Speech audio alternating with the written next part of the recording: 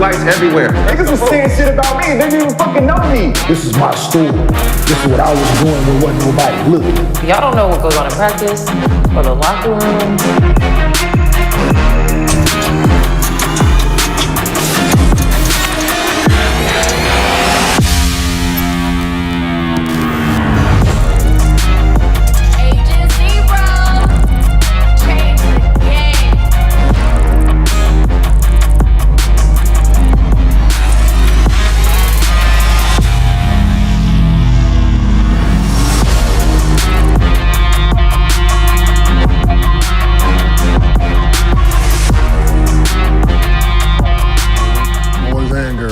Welcome back to Gil's Arena, presented by Underdog Fantasy. Whoa, whoa! We back. Black History Month's over, unfortunately. But we're going to keep making history here in the arena. We got 29 days out of it. They gave the extra. Days. Yeah, we got an extra one this year. Got the extra one. Happy birthday, Tyrese Halliburton, the rest of the leap year babies. What's up, Gil? Seen Elijah out there, 53-piece. He trying. He's doing this thing. How many assists? 1, 2, 3, 4. He said 1. He did whatever it took to win the game. Hey, got the dub, that's all. Yep. That matters. Yes. So this is Gil's Arena, presented by Underdog Fantasy. As always, we got the legend Gilbert Arenas here with us. We got Brandon Jennings back. Yeah. You've been all over, doing your thing. Been on the Midwest a little bit, East Coast. Been on a mission. We're going to talk about it in a second. And we got Kenyon Martin back in the arena with us. What's up, K-Mart? What's happening?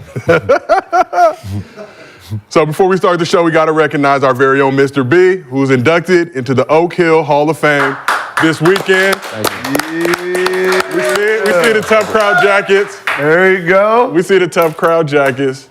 You went in along with Steven Jackson, Jeff McGinnis, Steve Blake, and Quinn Cook. Yeah. Nolan Smith. Nolan Smith in the building. We got the Oak Hill All-Americans. Got a Rajon Rondo, KD was they was inducted too. Oh, KD? Yeah. Obviously, he's busy. Yeah. Doing some things. So, what does it mean to you to be inducted into the Oak Hill Hall of Fame? Man, it means a lot.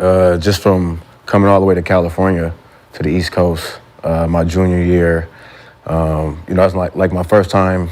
My first time on my own. So it just helped me grow up, man. And I think, the people there, the teachers, all the faculty and the staff and the community, it's just a beautiful thing just to come back and see everybody. So it was good, man. It was humbling experience. For sure. A lot of the same teachers and administrative people still there? Mm-hmm. Yep, same teachers, same the community, all the fans, everybody still there. So it was, it was cool, just seeing everybody. It's dope. Are you the only West Coast guy that ever went? No, me, Marcus Williams. Oh, Marcus Williams? Yeah. Oh. Yeah, I think he was the first one. Because he left Crenshaw and then went there. So, me and Marcus. How some shit like that come about? How that come about? The Stack went in '96. We graduated high school the same year. Mm-hmm. He from South Texas. He from Port Arthur. So Yeah, it's one of them things where. How much? How much is what we trying to say? No, I think at that time, I think Steve Smith was just able to get players.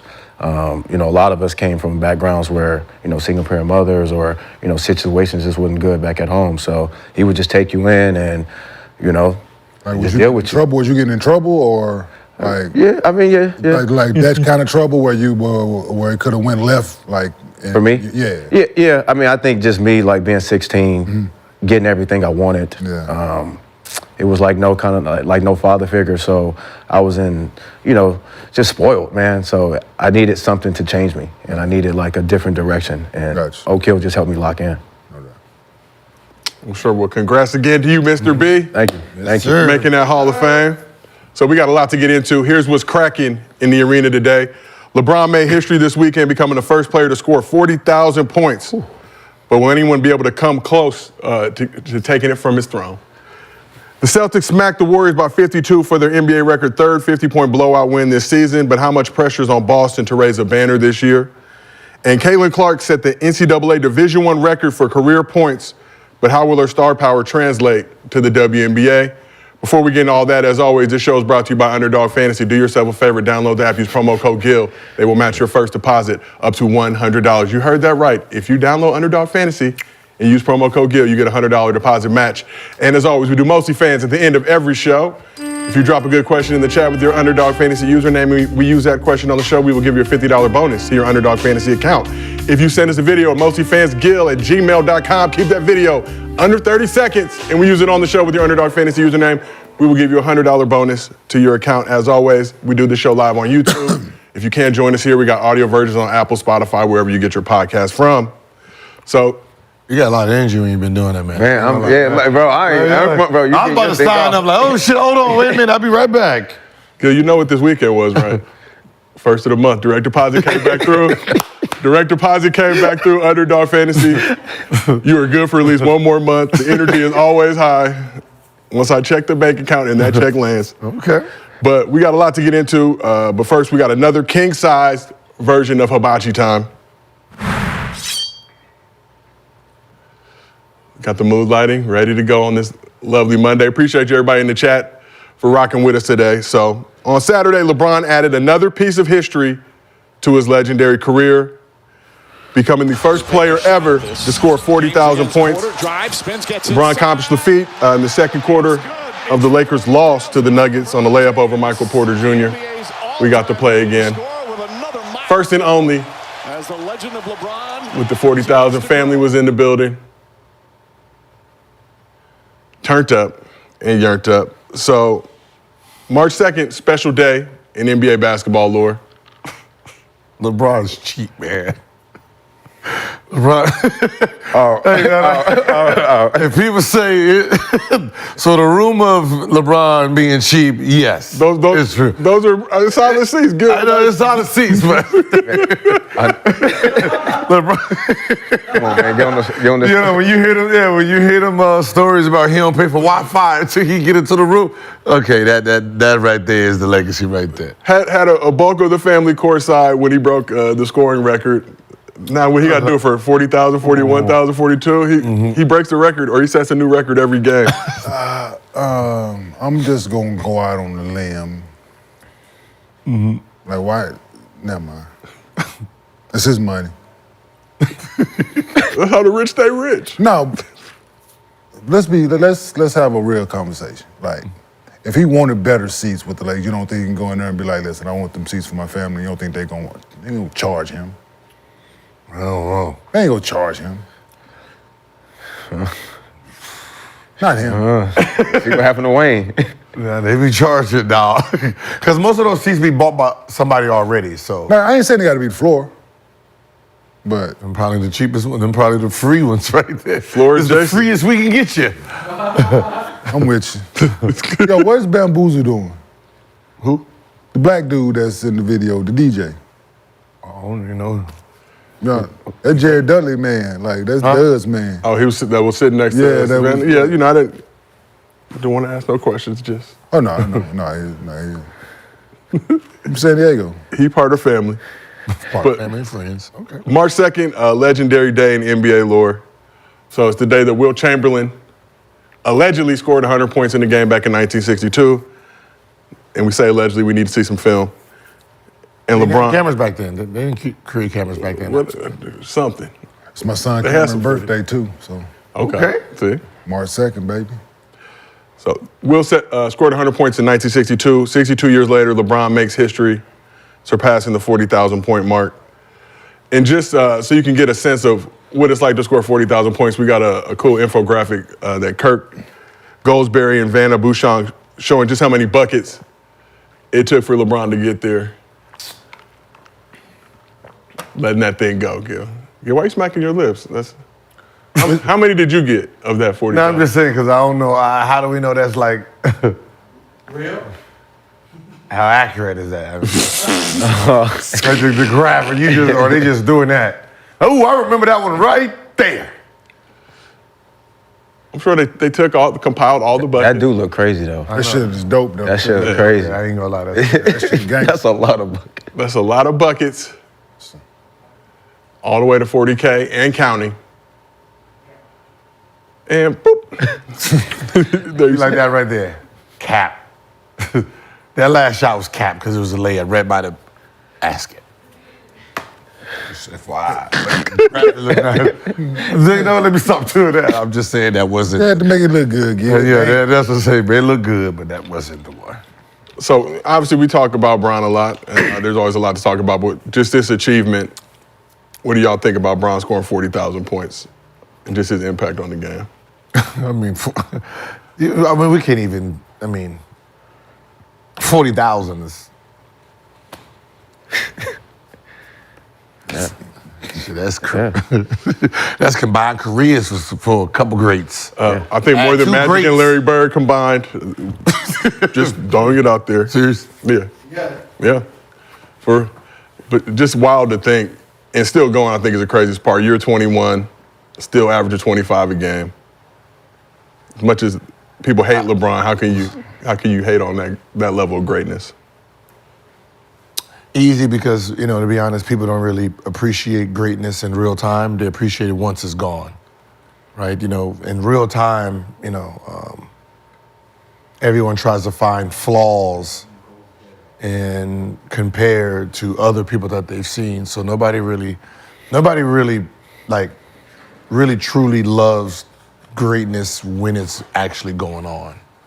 So it's kind of hard. Like people, we 40,000, all this, and then, when you start like doing the math on, all right, if somebody want to beat this is what they got to do, you be like, that's crazy. It's not realistic.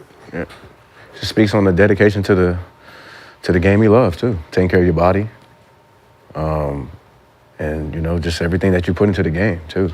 40,000 to see that is crazy, bro. I don't care. Like 40,000, like all these records that people are breaking. It's pretty amazing, man. So, and he's still going. Yeah. He got like a couple more thousand, right? Like he might get 40 to 45. He gonna get 45. You think 45? 45. Yeah, That's where he's gonna finish at.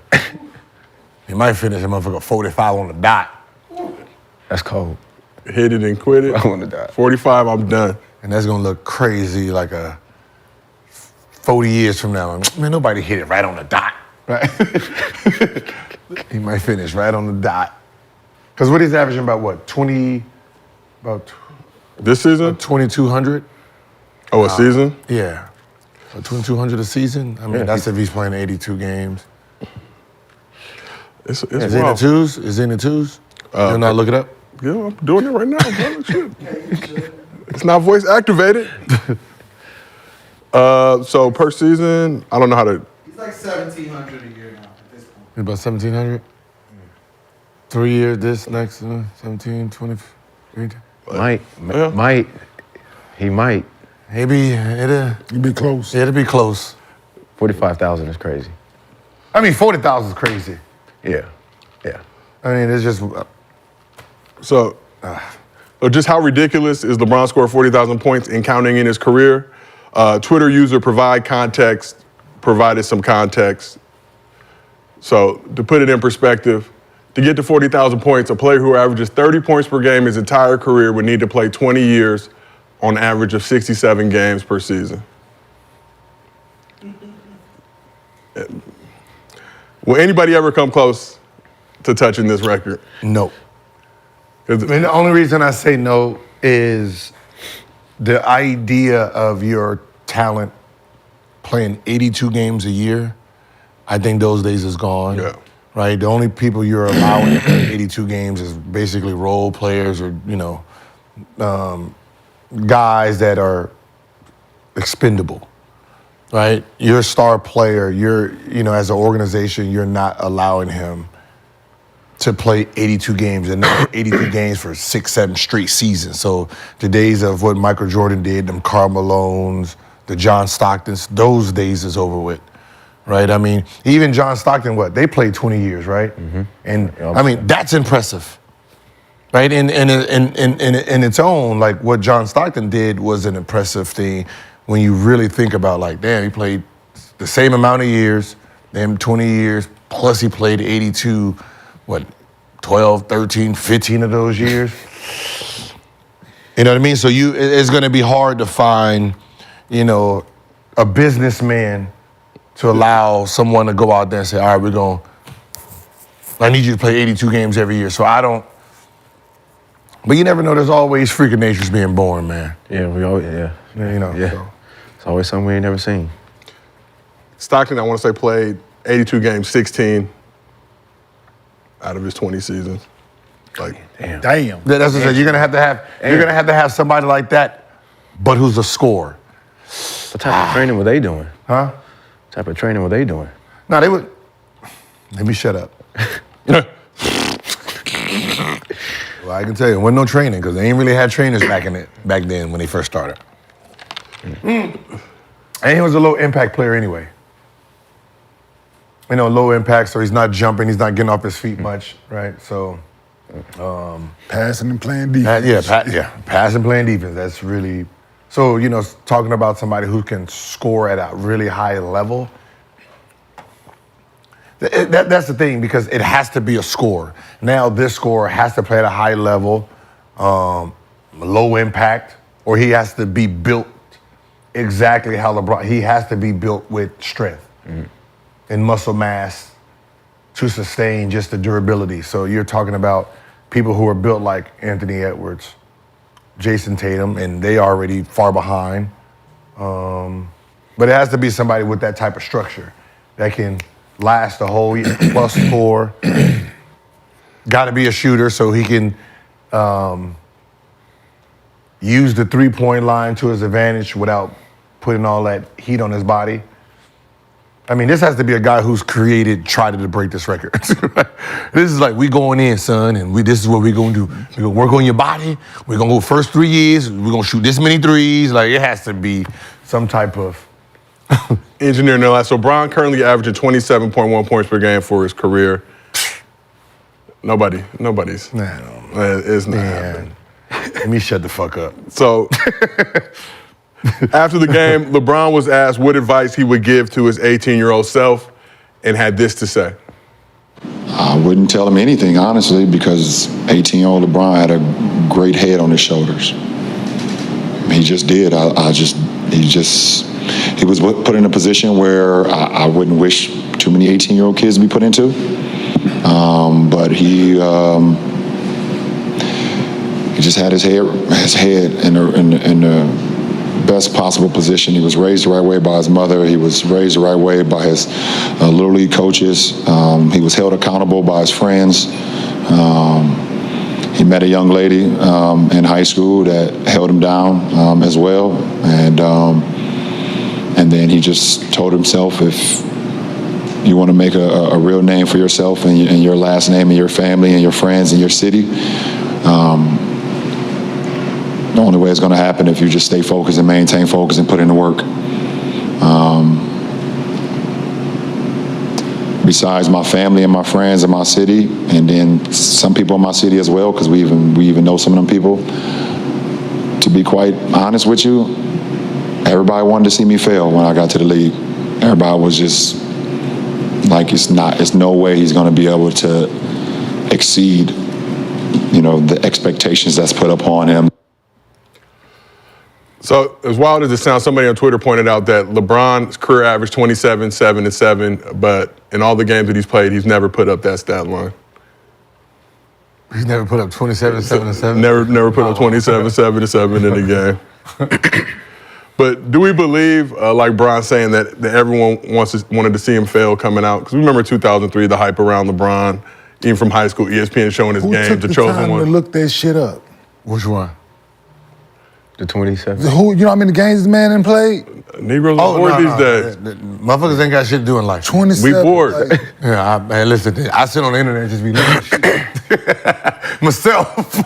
Just be sitting there bored, man, just Googling and looking at shit for no damn reason. As our running down rabbit holes. Producer pointed out, you can do a game finder, which I didn't know about, and it's very easy. You can plug in the stats. Oh, okay. I was about to say. Yeah. Never mind. I would have went through every game. I would have been on Basketball Reference. But yeah, like we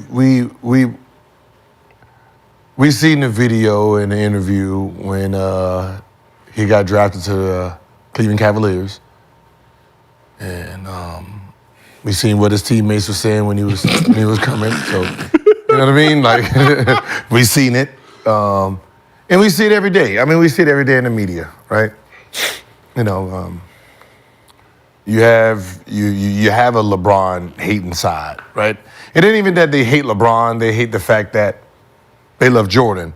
It's like you can't like both, which is a weird thing, right? You can like both. You can appreciate both. You can appreciate all three, right? You know, Kobe too. There's no who's better, and you really actually have to fight about it, right? That, you know, I think that's where we've been put in position. So if you like Jordan, you gotta hate LeBron. If you like Kobe, you gotta hate LeBron or Michael Jordan. When no, you can like all three of them. You can have your Kobe jersey with LeBron shorts and some motherfucking Michael Jordan's on. It's okay. You can. Oh no. But that's what I'm saying. But you can though. You know what I mean? Yeah. You know what I'm saying? Because it's Lakers. You know, and they all got the Laker color. But you know what I mean? Yeah. You know, you don't have to pick a side. I think that's what majority of America's just humans do. We pick sides when, no, I like both of them. Fuck you. Just appreciate greatness. So let's go back to LeBron talking to his younger self. Kenyon, if you could go back, talk to your younger self before you got into the league, what would you tell your younger self?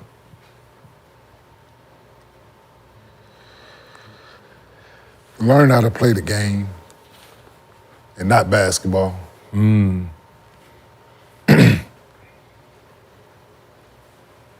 Like play the business side in the game of the NBA better. And yeah.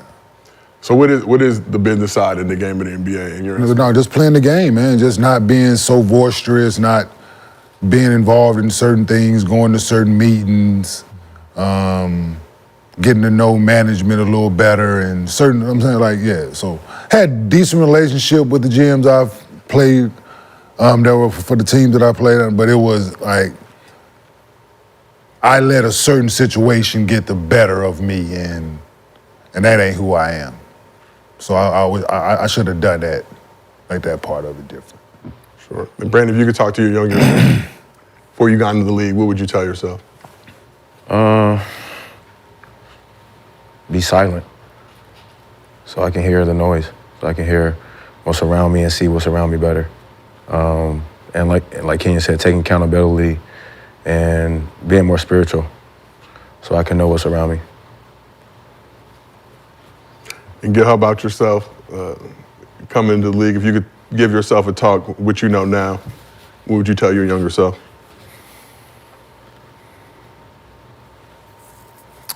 There's a time to play and there's a time for business, and I didn't realize this about me or about what I was doing until like within the last year, when someone asked me, about my locker room activities, and I had to sit there and like really think about it because I'm working hard. I did this, and I said, well, for someone who's basically a hermit crab at home, I'm in the gym 3, 4, 5 times a day, don't see nobody, by myself. When practice came around, teammates came. So when the teammates came, that's like the playground for me now. That's recess, right? So when teammates came in, I'm treating the locker room like it's recess, water balloon fights and, you know what I mean, paintball shootouts and that much, like, that's, and I didn't grasp that at that time, that was what I was doing, because I already got my motherfucking work in. I was stopping them from getting theirs. So I would change that behavior of mine. I still wouldn't pass them the ball, even though they was working hard. Just to be honest, right? Just to be honest, I wouldn't pass them the ball. They was just outlets. But would you have thought about it more if it wasn't all that messing around in the locker room and you help guys actually put the work in? Would you at least thought about passing to them? What? Okay, just. I'm merely a host. I'm merely a host. Did you see the Last Dance? He had those boys working hard, right? Still didn't get on the ball. And that's all I'm saying. So if MJ ain't giving up the rock, you definitely ain't doing it. So we got to talk a little bit about the other side. LeBron scoring those 40,000 points, obviously historical, great moment. But Nuggets came back in, once again stole the Lakers spotlight. So far this season, they ruined opening night. They ruined the Kobe statue unveiling. And Saturday, they ruined Bron's historic 40,000 point night. So the script writers Porter out Jr. was out there out cooking. this year. Goddamn script writers. Joker led all scorers with 35 points, 10 boards, and 7 dimes. MPJ unstoppable. 25 points, but going a perfect 10 for 10 from the field, including 5 for 5 from 3. Fuck the head 4 assists. Y'all know y'all was losing. He was giving up the run. Did you say he was unstoppable? Gil, 10 for 10? Did not miss. I mean, what did he? Lakers tax, Gil, Lakers tax. You know, Lakers had an opportunity. There you go. That's his first creative shot. Hey. There we go. He's 1 for to 1. win the game, but came in there and gave him that work. Another circus shot from Joker. Same result in AD's grill. God, get off me. Too small. I don't know. We can't ready. Yo, what if he started doing the too small celebrating? Yeah, he could. He would definitely raise his stock. So Jamal Murray also chipped in 24 points after the game, had this to say about spoiling big nights for the Lakers in LA. No, it's weird. You know, every time it's some night in LA, we got to play them. You know, like first game of the season, revenge game, we play them. Man, Mama night, we play them. LeBron night, we play them. It's like, man, give him somebody else. But it was nice to come in here and shut it down. So we just wanted to take the life out of the arena, and we did a good job of just, like I said, weathering the storm and throwing our own haymakers. So Denver's won 8 straight games over the Lakers. But since misery loves company, we also need to point out the Nuggets have beaten the Warriors 7 straight times as well. But Why you gotta drag them into y'all shit like that? Drag them people in there like this. That's like a nigga getting caught at home and then snitching on his homeboy. Like, Damn. like what the fuck? Like what they got to He did do that with? because last night against Boston. Like what they got to do with anything? Got to do with anything. that the Nuggets are a good basketball team. But why you gotta mention them when you talking about y'all? Because they mention us. kicking y'all ass. Because they mention us, Kenyon. I don't even approve of that. Personal gripe. Like Personal gripe. Like I'm all for bashing, but Yeah, come on, Just man. pointing out. why you gotta the point that success- out? Why? The success Why? they've had over the dominant Why? California team. Why? Because. There's another California all team out this California motherfucker. teams? There's 2 other California teams out this motherfucker. You didn't But mention we don't them. acknowledge. So why mention them? Just showing the success that the Nuggets have had. Mike Below. No, kicking y'all ass the last 8 times. They kicking their ass too. We're not alone. That snitching on there. He get caught. He goes, shit. Well, you know, shit, you right there. Yeah, Gil was there with me. yeah, like Gil taught me to do it. Definitely. But on the serious side, can any team in the league beat the Nuggets in a 7-game series? I don't think so. Got to equalize them, man. No, when it all said and done, the game of basketball is still simple, man. Mm-hmm. When they need a bucket, like people keep relying on this 3-ball, man. Mm-hmm. When you need a bucket, the closest to get to the motherfucking basket is, either he gonna score or he gonna make the right pass every time. So you got the ball in your best player's hand in the easiest scoring position possible. Mm-hmm. Good luck. And he determined, like, good luck. I think the only team that's built that can match them in the last 3 or 4 minutes is probably Boston.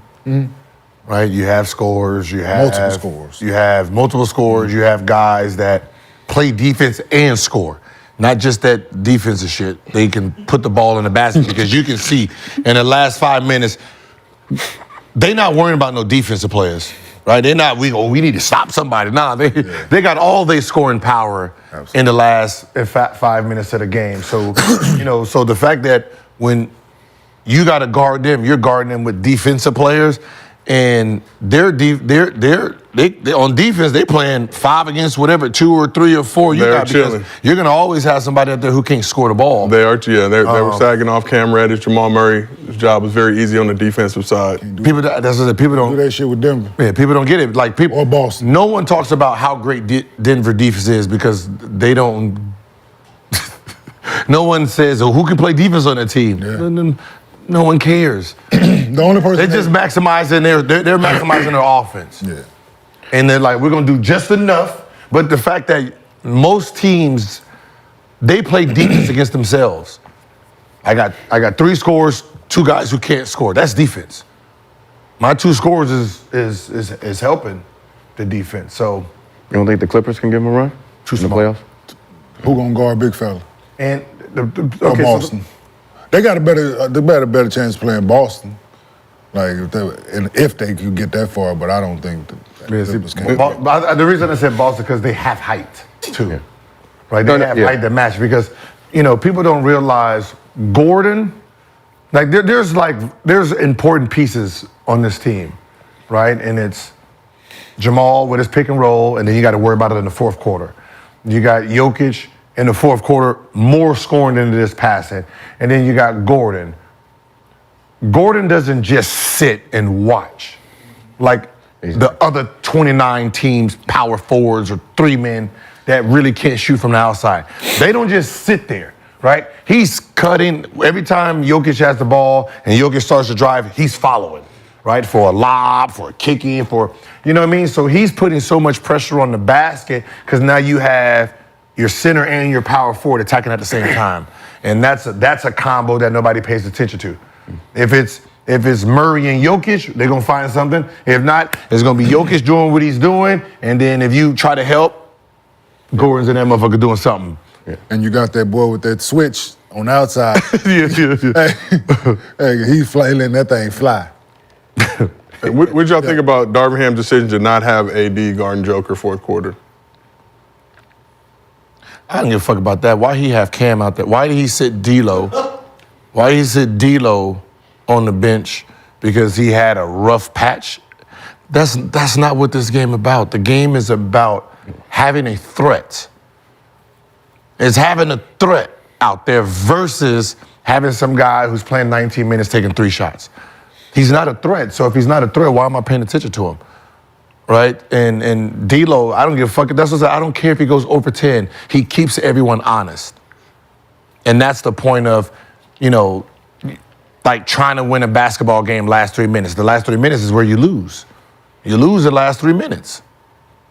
And you have to understand what the last 4 minutes of the game, you want the defense to be able to play honest. So if you want LeBron to be LeBron, you have to have players out there that you can't leave me. Because I'm a fired up, right? You got Michael Porter Jr. went 10 for 10, right? He did not. And most of those shots look wide open because somebody decided we're going to leave him. Oh, shit, okay. Yeah, no, they got a lot of, they tough. And what about the Timberwolves? You think, obviously they gave them their hardest test, they said last season in their championship run. Man, Nicole will be baptizing boys, man. Be baptizing. It was tough still. He still baptized. It was tough, but still came baptizing Rudy Gobert. He didn't say it was. They made him sweat. We actually broke a sweat against this group. Yeah. They're young, running around fast. Yeah. They made me run up and down a little bit. They had to stretch it after a couple games, So round 2, I had Ayton, a couple elbows to his chest. He quit. He won't play no more. It's different when you got to be that on-ball defender, man. Like consistently, when he's constantly in the action, and because he ain't gonna never be out of like just where he can roam and help.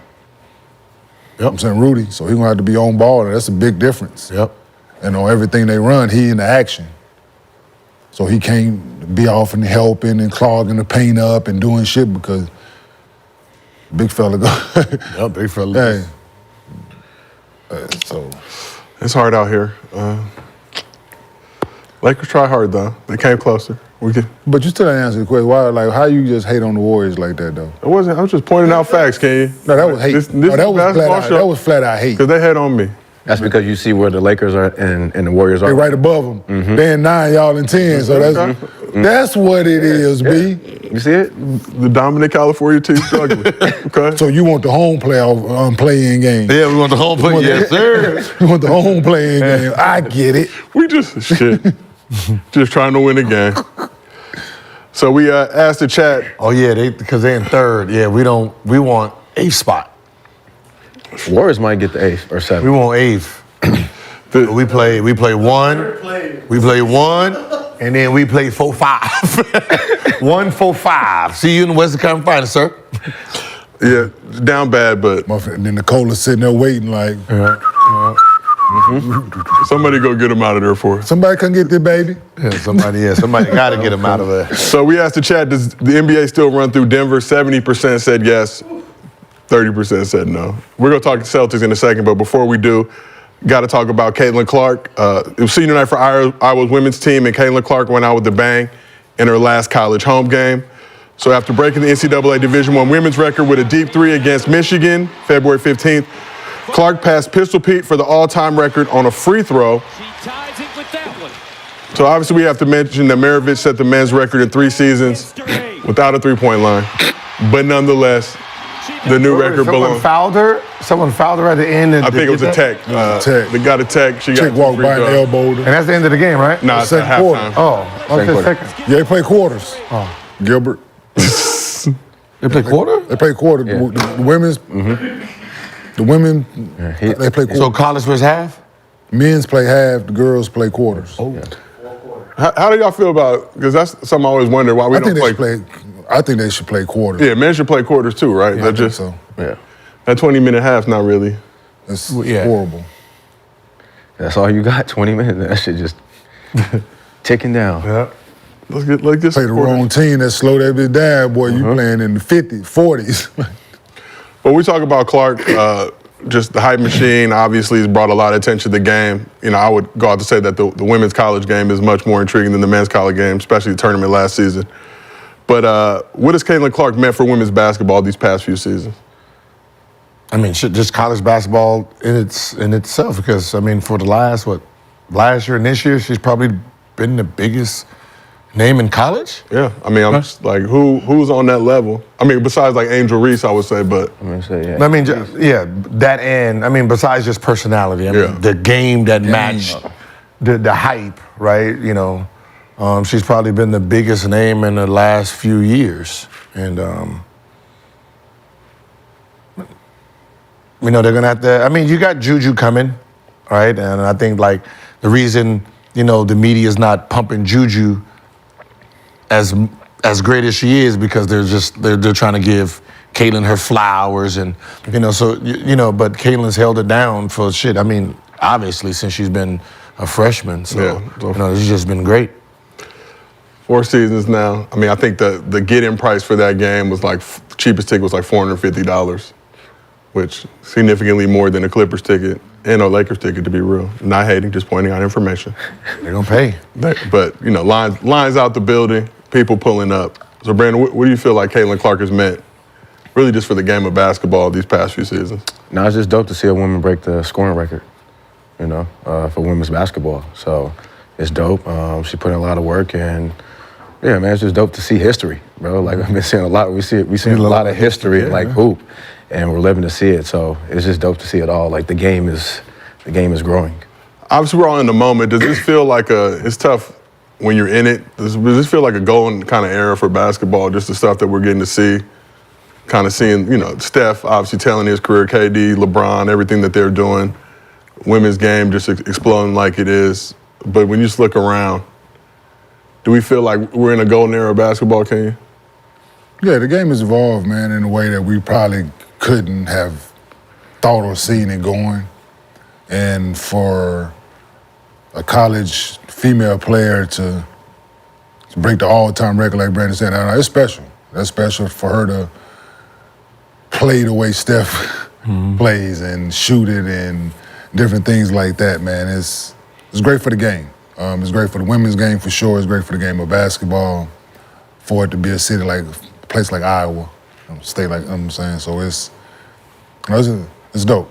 It's dope for the game. But definitely, I think it's a good era for the game.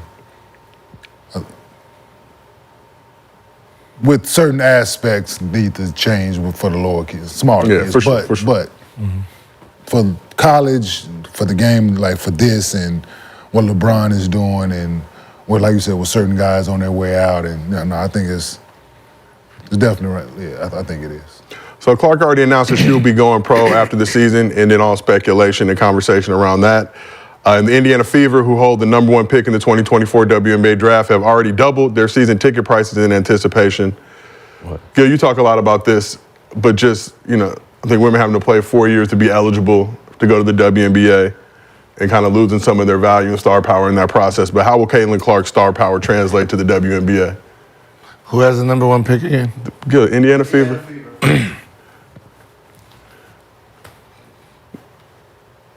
Indiana, Gil. I mean, they can. Who's your country? No, I'm just saying they can.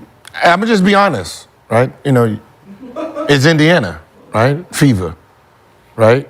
It's not the Sparks, not Vegas, not Liberty, where her name is the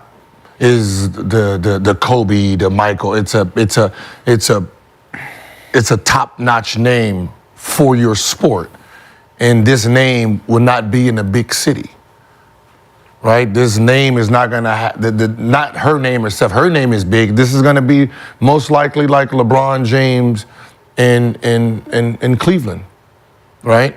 At some point, to really push the needle, she's not gonna be there. Like shoe companies, all that. There's a reason that Sabrina is being pushed the way she is. She's in New York, right? So the fact that in the WNBA, I'm sorry, but if you knew she was coming out, it could have been, New York City with the frozen envelope. Give me the frozen one. You know what I mean? And, I think Sparks has #2? Yeah. Yes. Right? Sparks has #2. Becker, was it a Page? She's coming back. At this point, I probably would have just entered my name knowing that they have 3 picks in the top 6. Right? Or top 8. Yeah, Sparks have the 2nd, 4th, and 8th pick. Damn. So right there, that's what I'm saying. So I got 2nd, 4th, and 8th. Your name, these names, Angel Reed, and she's going to be here. Angel, because she's going to sell product. Right. The WNBA needs product being sold. You need someone to push that name, and I'm just sorry. As a star, yeah, she's going to be a star, Yeah. She's no different than, Taurasi when they came. The stars are going to be stars, but are you going to be able to capitalize on it as a business with her being in Indiana? So when you say LeBron in Cleveland as a comparison, do you feel like LeBron wasn't able to capitalize? Because I feel like him going to a small market, even those first 7 years, helped grow the game. Cleveland was close to the center of the basketball world just while LeBron was there. I mean, his name was big enough. Big enough. That it didn't. And then when he went to Miami, how big was it? Okay. Of course. And they came to LA. I get it. It was. I understand it. That's all I'm saying. It was, yeah. When I think about Caitlin, obviously playing in Iowa City's, I want to say like a 5-hour drive from Indiana. Like those games are going to be sold out. Oh yeah, no. People are going to watch. They can triple the price. I'm talking the triple. The Fever, their franchise is going to go a little bit higher. I'm talking about the WNBA as a Itself. Sure. I'm talking about it as a whole business. Yeah, I get it. I mean, you guys talk about that a lot. Fever going to be in that. They're going to sell that joint out every night. Because they have been, I'm sure. But it's going to be, they're going to spend more in marketing and all that shit trying to put her out there than she would have. Trying to get they're trying to get TV games. You're going to try to do whatever it takes to get the eyes on her. And, when... Rather than going somewhere they got their own network. Yeah, like Liberty. Yeah, that's it. They got their own network, perfect, so yeah. Liberty, Sparks, you're talking about even Chicago. And there's a reason Candace Parker, look at the cities Candace Parker played in. Big city, big. She ain't... You know what I mean? That's just... We got to embrace the small markets, though. All right. But yeah, no. But the WNBA has a problem in itself at marketing and the game, at advertising the game and getting the game out there. So this won't do it any justice. Obviously, I understand what you guys are saying. If I'm Sparks, I'm like, hey, Indy, I'm gonna give you pick 2 and 4. Give me #1. Mm-hmm. And it's something you guys talk about a lot on this couch, though. And I think jerseys out the wazoo. People that are Clark from those smart market cities take it personally when you say it, like you guys say Ant in Minnesota. You know, you like to see him go somewhere big, but It's the truth. I mean, Unfortunately, it's the truth. yeah, and that's Right? These guys, like, yeah, you can give them a shoe. Like, you can give Giannis a shoe. Cool. You can give Ant a shoe. Cool. But just imagine Anthony Edwards in New York City with billboards and that smile and that face with Adidas and Times Square. Like, just imagine that, what that does. Yeah. Right? Sure. That brand of New York, that Knicks. It's different, dog. Like, I played the two, it's different. But I think the two people. Hey, touching the other sex, they touch their toes different when you got certain jerseys on, you know what I mean? You got a Grizzly jerseys on, they're like, all right, okay, whatever, dog. It's all slow motion, the lazy lean to the side. You got a Lakers jersey on, Knicks jersey. Oh, they get excited. They wake up, all right, baby, give me 2 minutes. Let me go ahead and get myself together. Yeah. Right? You get lingerie when you got the Knicks and LA jersey on. It's not the same for a Thunder jersey. No, Thunder jersey, you just pull it to the side. Not the same for a Jazz jersey. You just pull it to the side. Jazz jersey doesn't have that level. But look, no matter how much you hate what we're saying, the NBA just proved. They just proved it. And after the All-Star, they made a whole announcement. Hey, if you don't got a certain amount of this, 121st class flight, they they don't got 20,000 first class seats, mother. They just make up shit just to let you know they don't want them in those cities no more. We just gonna stick to big cities, and because we need to keep growing our game. That's fair. Big business, man. I mean, because at the end of the day, Indiana, the only way you benefit is if the league grows. If the league grows, you grow. Period. Right? It ain't about today. It's about longevity. You are an owner. You are an owner for as long as you sell this team. So the more the TV deals come in, because LA Sparks TV deal will be way bigger for the NBA the WNBA than your Indiana Fever. I mean, I'm sorry, but if I'm y'all, I'm trying to get 3 first-rounders versus the 1. So those all-star requirements, again, 7,250 hotel rooms, 3 5-star hotels, 75 nonstop domestic flights. The key word, nonstop. No more layover cities, please. Nonstop. And at least 20 international flights. How many nonstops just from India? you hitting that Chicago layover. That's going to hurt Shea. Shea from OKC. Because he'll probably get MVP this year, but do you think he will? Though I know you guys have said that's your pick to win it. He should. He's the MVP. He's MVP. He's MVP. I mean, there's nothing. He's MVP. He's the Gills Arena MVP. No, he's the MVP. He's the MVP of the NBA right now, bro. Yeah, no, he's. There's no if. I mean, they got a little over a month to go in the season. They got a month and some change to go in the season. The regular season. Yeah. No, he no time. He ain't slowing down no time. No, it's gonna be like the media is gonna try to push. They're gonna try to push Jokic if Jokic goes on like a 10-game winning streak. But it don't matter. Y'all are the champs, right? Y'all shouldn't be third. Bulls would have never been third. Golden State, when they won champ, they wasn't coming back. No, they was coming back smacking, right? So the fact that you guys haven't dominated, there's a guy who, 26 years old, whole team is 22. No all-stars on that team, right? You're going to have somebody who's, he made the rookie-sophomore game. You got 2 rookie-sophomore players on your team, right? And they are sitting at 1 or 2. And he's playing well. I'm sorry, I don't give a fuck what your criteria is.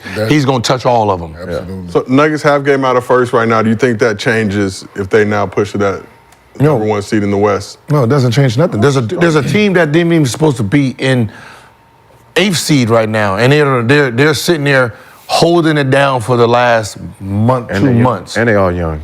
And they're young. This ain't a championship team. You supposed to be where you are. Denver, you supposed to be number 1. If we say who's gonna win the championship, everybody's gonna say Denver. Yeah. So your record should match what everybody else has said. So the fact that somebody else is actually playing better than you, don't have the team you have, and is sitting at 1, even if they bump to 2, they shouldn't even be there in the first place. So someone on that team is playing like a MVP, double MVP, whatever y'all want to call, he's playing it. The fact that he has that talent. And he first team All NBA. Yeah. Again. So we talked about Denver, right? You think nobody could beat them in a 7-game series, except for maybe the Celtics. So Milwaukee. Let's talk about Milwaukee. Come again? Milwaukee. We're on a 5-game winning streak since you've been talking shit. You on the 5? Since you want to do this. They are. Oh, no, they are. The 5-game winning streak. Let's, we're going to do that. 5-game winning streak. streak. The good land, Milwaukee. Let me see. Hold on, let me just. Doc Rivers. I gave up. Coaching his ass off. Is he? Don't look at the teams they play. I know that. I just want to look at you got the Bulls. Ooh, you got the Bulls. They beat the Timberwolves too, though, right? If I'm not mistaken. Yeah, and then the Bulls. Okay, so in that 5-game winning streak, you got the Hornets. Gritty Hornets team. The 76ers without Embiid. So gritty. So they beat in the last 5 games. You got. I'm just saying, we're 5-0 since you got Timberwolves. That was your great game. We're 5-0 since he's been talking. That's all I'm saying. And then you played the 76ers. Obviously, Embiid's gone. Gritty though. And then you beat the Hornets twice. Mm-hmm. Not one time. You beat them twice. A gritty Hornets. And then you beat the Bulls. Oh shit! Let's jump for joy on this shit right here. Hey, since you've been talking, we're 5-0. That's all I'm saying. But if they would have went 3-2 in that stretch. Yeah, they haven't win. I mean, clowning. No, I mean, come on. Like, they haven't. Who are they playing? This is about to be the stretch right here. Are they playing the Clippers? They should beat the Warriors. We will hope they beat the Warriors. Then from there, you got Lakers, Clippers, Kings. They're going to beat the 76ers. You got the Suns, Celtics. So let's see what the record is in the next 10 games. And then we will chat. So, I'm not too keen. Okay, look at her. There we go. What's up, man? Nice. Family First on Gills Arena, presented by Underdog Fantasy. Come on, man. Where your mic at? This is Cash, everybody. Cash Money Records. Wait, for the 9-9. Let me see your birth certificate. 5 years old. Oh, he dunking now. You already know. he dunking now. A grown man coming in here. Hey, Papa. Yeah, we got to build this super squad. Yeah. We are getting going early. We are assembling the troops. Yeah. We were taking all phase. But we talked about the Denver Nuggets. Now let's talk about the Celtics. Had an interesting game this weekend. Warriors pulled up to Boston for the final game of their 4-game road trip. They fucked around and decided to sag off Jaylen Brown and quickly found out. Brown dropped 19 points in the first quarter, including 5 threes. That's disrespectful. What does that mean? That means they come out and buckets. That he is always trying to create looks for you. That's just, come on, man. Put a hand up. Yeah, going like he Ben Simmons. It was disrespectful. That was disrespectful. I mean, at what point in the midst of this disrespect, you say, okay, there we go. Now they're getting hands up, actually trying to close out. It's too late now. You already got it going. Yeah. They're trying to close out. Like I said, Brown dropped 19 points in the first quarter, including 5 threes to help the Celtics set the tone. At that point right there, when he had 30, he had 19. 19 of them. It was 19 versus 21. Yeah. So Celtics took a 44-point lead into the break, at which point the Warriors waved the white flag, benching most of their starters for the second half. Brown finished with 29, Chatham dropped 27, and the Celtics won by 52 points. How much? 52. Is that hated, Kenya, if I'm pointing out that the Warriors played the Celtics and they lost by 52? No, that's who they played. Okay, I'm just making sure. But you brought them people into something that had nothing to do with them. They've also lost 7 straight to the Nuggets. Just showing what they're doing against the best team in the East, one of the best teams in the West. Still getting packed up. So it's the Celtics' third 50-point win this season, which is the NBA record. After the game, Steve Kerr was asked about the Warriors' decision to sag off Brown defensively. You try different things. You have to pick your matchups. You know, we wanted Draymond to be able to help on drives and make sure that we weren't giving up easy stuff in the paint. The killer was the transition from the beginning all the way till the end. They got 42 transition points, so you're not winning a game, with that kind of defensive or lack of defensive awareness. So Jaylen Brown saw the clip, took the time to do a little trolling of Kerr's decision. He tweeted, more teams should take this strategy. So Brown also said, it's a lot of respect for the Golden State Warriors, but we feel like it's our time now. Brown might be right. Celtics have won 11 straight games. And the last time that they were 48-12 through 60 games was the 2007-08 season when they went on to win the chip. Is this Boston team for real or fugazi? No, they for real. They for real. No, they for real. They got a really good team, man. Yeah. Like, they got a really, really good team, man. And the fact that, like, Brad Stevens can go up in the front office and then they not miss a beat and bring a different voice, a different mind in there. And, I think, they for real. Like, I wouldn't be surprised if they won it this year. Don't get me wrong. Like, I just think Denver's a good team, but I wouldn't be surprised if Boston, like, ran through the Eastern Conference in the playoffs. I would not be surprised if it's some 4-1s, some 4-0s. Like, I wouldn't. I would not be surprised one bit. So, no, they definitely for real. 52-point win without Porzingis, we also have to mention. And was it Joe Dumars said that they're going to try to find a way to put defense into the game, right? Said they're reviewing to see if they need to. If you try the idea of 3 seconds, you're just seeing what it possibly look like. Someone busting your ass. Because at the end of the day, Golden State, what did they say? We want to stop the drive. So we're going to sag off and we're going to block the lane up. The worst three-point shooter that the Boston have on the team is the dude that's making $300 million, right? So you're going to be sagging off of the worst shooter, which is him. Grayson Allen in Suns, the worst player on the starting five, shoots 52% from the field, 48. That's where the game has went now, right? Where your center, so Rudy is the center. He's supposed to protect the rim. When he has to guard Jokic, when he has to guard Porzingis, there's no rim protection. In action, dog. Right, and that's what they seen it coming, but they didn't understand what they were looking at. When Utah couldn't play Rudy in the playoffs because teams was going small, they're like, well, shit. What he's good for, first team all defense, he can't be used in a series because they got a guy who can spread the floor on us. So now he's sitting there, so he's useless down here, and that's what ends up happening. You got a game where everyone is a weapon now. Yeah, you put him in situations where guys running in the pick and rolls, and he's sad, like, it's over. Like, it's been saying it. Like, that's why in the playoffs, it's going to be hard for them to play Cat and Rudy together. Right? It's going to be hard. So when you playing somebody like Boston, it's like, Al Horford can space, he can got Porzingis, like, it's a different animal. Everybody play. It's like we put all 5 shooters out there and say, all right, Tatum, there ain't nobody down there, drive. Yeah, it's a different animal, man. And Jaylen Brown, post up. And Drew was crazy. And I'm watching it live. I'm watching the game, and for the first possession, I'm like, when he did it, like, hold on, like percentages lie. Like, you just can't look on that paper and be like, man, he's shooting 29. He just warmed up. Yeah.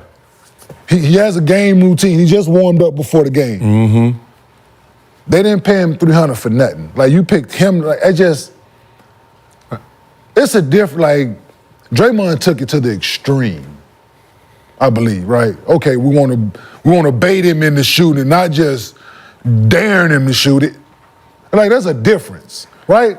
I ain't gonna touch you, but I'm gonna be one slide away. I'm not just gonna let you tee it up every time. Like, the dude is their second best player, and on some nights he's their best player on some nights. That's the funny part. It's like I can say, all right, we're gonna let Drew Holiday try to give us 30.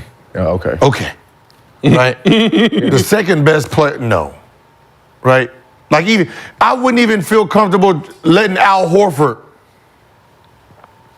we just gonna sag off it. Just keep Because he gonna teeing keep it up. shooting. I want at least, the point of sagging off or saying that person is hesitant of shooting. Yeah. Ben Simmons makes sense, right? Because it's pulling teeth trying to get him to shoot 5 shots. Yeah. Let it alone 10. Yeah. And half of 15. them threes. He take 15, it must be his birthday. And half of them threes. Yeah. Like, no. Like, you know what I mean? Like, there's certain players you're supposed to do that to, not the nigga who makes $300 million. Yeah, nah. Nah. No. No, it was asinine. Zubac. I'm gonna see if you're gonna try to put up. But there's only a few players on certain teams that you can, like Lakers. They got 2 players. They not capable. Obviously, anybody can shoot the ball. Just chuck that shit up there. Yeah. They not capable. They don't even have the mental capacity to take 20 shots and feel comfortable with themselves. Absolutely. Yeah. Right, take it without looking over to see how LeBron feel. Right, they don't have that. Like, you still gotta take 30 shots and look over to make sure the stars is still happy with you. Like, okay. Right, there's not a lot of those guys out there, so you have to really pick and choose. Yeah, like this the way I've been said. Like with Draymond, like I've been said I would play him. He gonna have to score 1,000. Man, Drip, yeah. Like if I'm coaching against Draymond Green in the playoffs, he would have been, like I said before on the show, he would have been the MVP nigga every year. He'd been MVP of the season, like the finals and all that shit. He would have been MVP. Yeah, facts. And he would have been talking way more crazy. That's fine, but I know who wouldn't have been. Who? 30, 35. Yeah, 30, 35. Yeah, them they wouldn't have been getting on rhythm. I would have been playing just like how he was trying to play Jaylen Brown. I would have been playing him just like, hey, shoot it. Shit over that, but nah, it was a crazy ass game plan. It's still human behavior too, right? Like, even after, like, cause we go into the game plan, all right, we're gonna sag off dude, right? All right, that's my man, I got him, sag, help coach. And then he hit 2 threes. And he started like questioning that shit, like, Man, your game plan out the window. Oh man, and then what ends up happening is what? You start playing a little closer, someone drives. Hey man, damn it, my bad. He hits a 3, god damn it. And you start messing with yourself instead of listening to the game plan. It ain't. Because the question be, I mean, like to the point you just made, like it's not like Jaylen Brown is ever hesitant out there in his game or in his shot. So, yeah, if the game plan is that against him, like you said, he make 2. The game plan is out. That game plan is out of the window. It's gone. He made 2 already. Yeah. He ain't hesitate on neither one of them. No, coach. Hey, man, we're not doing that no more. Making me look bad. Yeah, no, because that's my matchup. Yeah, like, no. Yeah, especially if you're the one that's on the receiver. Yes. Yeah. And now it's like what is Draymond doing? No, that's the game plan. Well, the game plan was flawed. Yep. That shit only. That's what I said. It only works when the player is Rudy Gobert or somebody, or somebody who's hesitant to shoot, who don't shoot threes, or somebody who don't shoot threes, or is hesitant, like you said, in Ben Simmons. Like, it don't work. Like, it just. Like that's what I said, there's second best player on the team. But then that's the problem. There is defense out there, but that defense right there don't work much today because those guys are chucking that shit. Yeah. Like, you can't try that shit against Denver. Yeah. You think Michael Porter KCP. We can't get Michael Porter Jr. to pass, let alone we gonna sag off of him. You could do it against Aaron Gordon. Aaron Gordon shoots too. He gonna shoot. He gonna shoot it. I'll live with that. But that's what I'm saying. But he ain't gonna hesitate. He not gonna hesitate. See, I want to do. You want to do it against someone who's questioning their ability. Like, is it okay for me to shoot it? You know what I mean? Yeah, we'll see if it's okay for him to shoot it that many times. Yeah, but that's he gonna do it. Okay, we'll see though. He gonna be shooting that joint. He not Brown though. Okay, so he don't shoot it like Jaylen Brown, not at all. Like that was a bit disrespectful. Doing Jaylen. Yeah, he don't shoot it like Jaylen Brown. Like, okay, so like Clippers, right? Yeah. Like Clippers, if they put PJ in, right, and we leave PJ open 20 times, will PJ take 20 shots? No. Nah. He wouldn't even feel right taking 20 shots. He gonna get to like 5. He gonna shoot like that thing. He gonna shoot like 3 in a row and then start looking around like, He'll shoot. Let me just do a pick and No, he roll. won't. What if he hits 3 in a row? shoot 10. If he shoot 3 in a row, I mean, if he makes it, I'm just talking. If he went 0 for 3 and then got that next, He's not shooting the fourth one. he's not shooting the fourth. He's not shooting the fourth one. But Jalen Brown. You got Right now, Ever. right now, right now. No, that man played like 60 Ever. minutes still into. Listen, ever. PJ is one of those dudes that play his role to the. If he missed 3, he's not shooting the fourth one. Because you start looking around like, Oh, man, what my teammates doing? Are they about to sub me out? Like, he's not gonna go 0 for 20, 2 for 20. He ain't even gonna think about it. He'll never have a game like a 3 for 23 No. like I. He's not even gonna have a 3 for 10. Like I did. If he don't make, if he 3 makes, for 10? if he makes the first he's had 3, a game. he would take a 4th one. PJ makes 2 in a row. He gonna try to get like offensive rebound, try to get him a little easy one. Other than that, But that's what I'm saying. So you have to have certain type of dudes to play that type of defense. So like Ben Simmons, you take 20 shots, cool. Even if you make 3, I'm still like, I don't think you're gonna shoot 3 more. Nah, I don't think you're gonna do it. You care too much about your teammates. You care too much about your teammates to take 3 more shots, fam. 6, you make 6, you probably done. You got 12, you're like, I'm good. Yeah, there's guys that don't know how to shoot themselves into a rhythm. And like they just like you can come down. You can both of y'all can miss y'all first 4 or 5. Like you gonna shoot the next 4 or 5, right? It don't matter, right? It don't matter. There's some people that it don't have it. You gotta do that to people who has a conscience. You know what I mean? Like they have a conscience. You don't want to do it to people that just don't. Because Jalen Brown ain't got no conscience. Yeah, no, for sure. He's proven that. For sure. But the Warriors been playing good, though. I just don't know what happened in Boston. They've been playing good. Last game of the road trip. Bad game plan. Start off bad game plan, and it worked. And then it's just now you got the guy that you have the rest of the players playing regular. You got the star playing, but you got the dude that you was going to help off with ultimate confidence. That's now his swag on 1,000. Right? It's like, like think about it. Draymond hit 4, 5 threes in a row. Oh my God. You're gonna be like, oh shit, yo. Because now he offensively ready in, he's still gonna hit you with that defense. So the year that they blew the lead in the final to Cleveland, right? One of those games, Draymond made like 4 threes in the first, 4 or 5 in the first half. And I was like, that's bad. Yeah. I said it to myself, listen. Because he gonna keep 32 and 15, I think, in that game. I was like, that's bad. Because he gonna keep shooting, right? He came out the third and missed like his first like 4 or 5. I was like, yeah, see that? Like, it's that. It was so funny. Why is that a real thing? That is a real thing. Like the bad shooter making shots. You're like, man, he gonna keep shooting. Yeah, yes. He gonna keep shooting. Fool's goal. Fool's goal like a motherfucker. Right? Yep. Yeah, like I look at some dudes like, So to your point about PJ Tucker, he has not attempted 10 field goals in a game since October of 2022 when he was with the Sixers. 2022? Oh. Right. What was he from? What was he? How many he made? Now you're asking extra shit. No. How many shot? The fact that he shot 10, what was it? 2 years, that was recent. That's recent. Yeah. Recent history. But while we look that up, can we talk about just a defensive strategy? How often were you tempted to go against or just flat out reject a coach's defensive game plan? And you No, not rejected.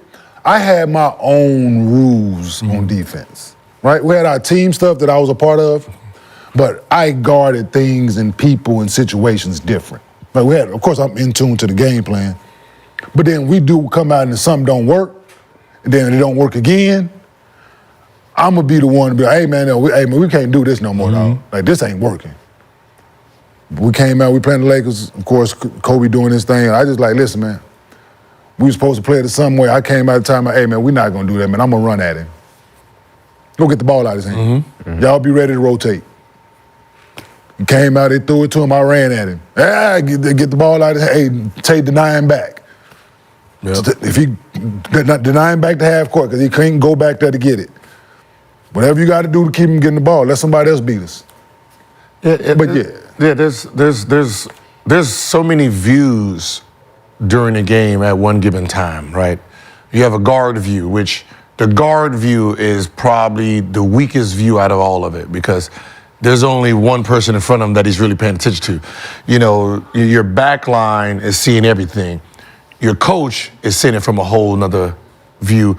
He got the sideline view, we got the 2K view, right? And then your big man has the best view because they can see everything in motion, right? They have everybody in front of them, so they can see who's attempting to go back door, and he's stopping it from going back door, right? So he can see this guy's getting ready to do a back door, and then he goes over there, that doesn't happen, but he's seeing what was possible. So when the coach makes a play, this is what we're gonna do, and the big man says, no, that's not what we're gonna do, because if I do this, he's coming back door. So he's still in control of that backline defense and the whole situation of it. So what LeBron did and what LeBron is doing in the timeout happens at least, 10 times a game?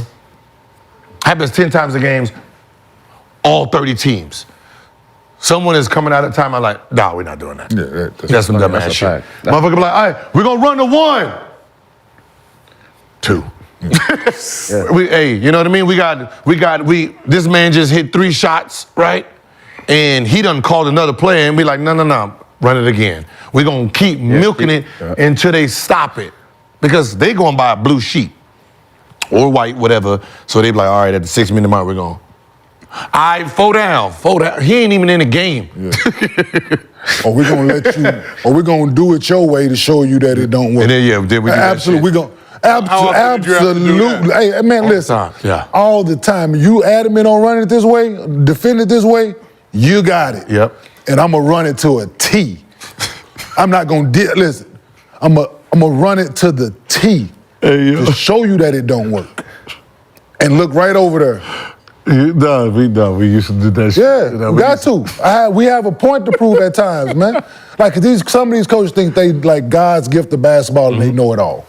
It's their way or the highway. They want to do it. No, well, you okay? We're gonna do it your way. Absolutely. We're gonna screen high. We're gonna carry low, bump the cutter. No, man. He gonna stop right in the middle and dunk the ball. The way I'm gonna carry low. He stop right in the middle and hook dunk it. It makes us laugh, dog. Because it's really only a few times where, as a group, we was like, yo, he's scared of this dude, and you keep trying to run 4 down, he gonna turn that bitch over, he gonna airball, and then you gonna look at us like something wrong. All right, 4 down, look at coach. Back on defense, like if we sit there, and I'm laughing now because we used to do that shit my first couple of years in Washington. All right, 4 down, motherfucker, okay. Right. You do know he guard. Y'all want to turn forward. You do know he guarding him, right? He already said he don't want the ball. He told us he don't want the ball until he warm up, but we're gonna keep going with the first play. Okay, all right. Man. Okay. 0 for 2, now the crowd booing. Yeah. Okay, now we just lost. These are the conversations I appreciate as an outsider. Yeah, like I said, because I used to I played certain things like cross screens, I played a certain way, down screens. But to Gil's point, because you see it all. Like we see the flares about to happen, who's about to run up for the pick and roll, and somebody go back door, we the help. So it's like we in charge, and it's tough to play with a big that don't talk. Yep. They don't communicate. Like guards, it's the worst thing possible for a big that don't communicate. Mm-hmm. Or like you start bringing more foreigners in, now it's a language barrier, right? That's what we had in Denver with Nene. Nene was a great player, but he didn't talk. So that's why a lot of times we're on the floor together, I'm making up for me, him, because we're not vocal. He's not vocal. That improved as he got more comfortable with the language, or is that just... Yes, but no, it's still like... It's him. It's him. Yeah. Right? Sure. Yo, speaking on defense, why do you think the Europeans don't play defense, or they ruin? No, it was coming. Because I think that's false. It's false? Yeah. All right, name the... you did. You said Giannis, you said Jokic. So take the bigs, because that's where the bigs hold it. So who's the best 5 guard defenders? I'll even give you position 1, 2, and 3. Go. Best defenders? Mm-hmm. From the guard Who can stop somebody from the guard position from... Well, the MVP, he's from Canada. No, that's not Euro. Well, he's not from America, so he's not. But that's not Euro. So we said Euro basketball. North American. I mean, he's not from America. He's not from America. So let me give you this one then. You had to cross the Atlantic Ocean to get here. That's fine, but he's not from here. I'm just saying the Europeans are kicking ass. So I don't know. Offensively, yes, of course. In everything, in every aspect. Right now. Okay, MVPs. Okay, because that's the narrative with bigs. Let's take the bigs out of it. Tell me the best point guard. Take Luka. Now give me the second best point. Go second, third, fourth, and fifth best point guard Euro. Then give me your twos and give me your threes in the position since they kicking ass. I mean, I don't have to. I know because you don't have any. I named 3, so that's good enough. You named 3. What? Shea is. I'll give you Shea. Okay. Okay. Luka and Shea. Okay. Now give me after Shea the third best foreigner from the point guard, and then you're not gonna name a 2 and you're not gonna name a 3. I was just throwing it to just be an asshole. Yeah. Jamal Murray. Oh, so you're gonna go with another candidate? Okay. I mean, they're not from America. Our neighbors to the north. They're not from America. Okay. Our neighbors to the north. They like both of ours. So I mean, what? Right there. I mean, that's 5. Yeah. I named 5. I named 5 players. So what he said was, right? Okay, go ahead. So you asked why you think the second best point, right? The second best point guard would be But you're not talking about basketball. The second best would be Dennis Schroeder. Just for record. Okay. Dennis Schroeder would be the second best Euro player. But you said Dennis Schroeder would be the second best defense Euro. though, right? Huh? You said defense. So in defense, so this is what I mean.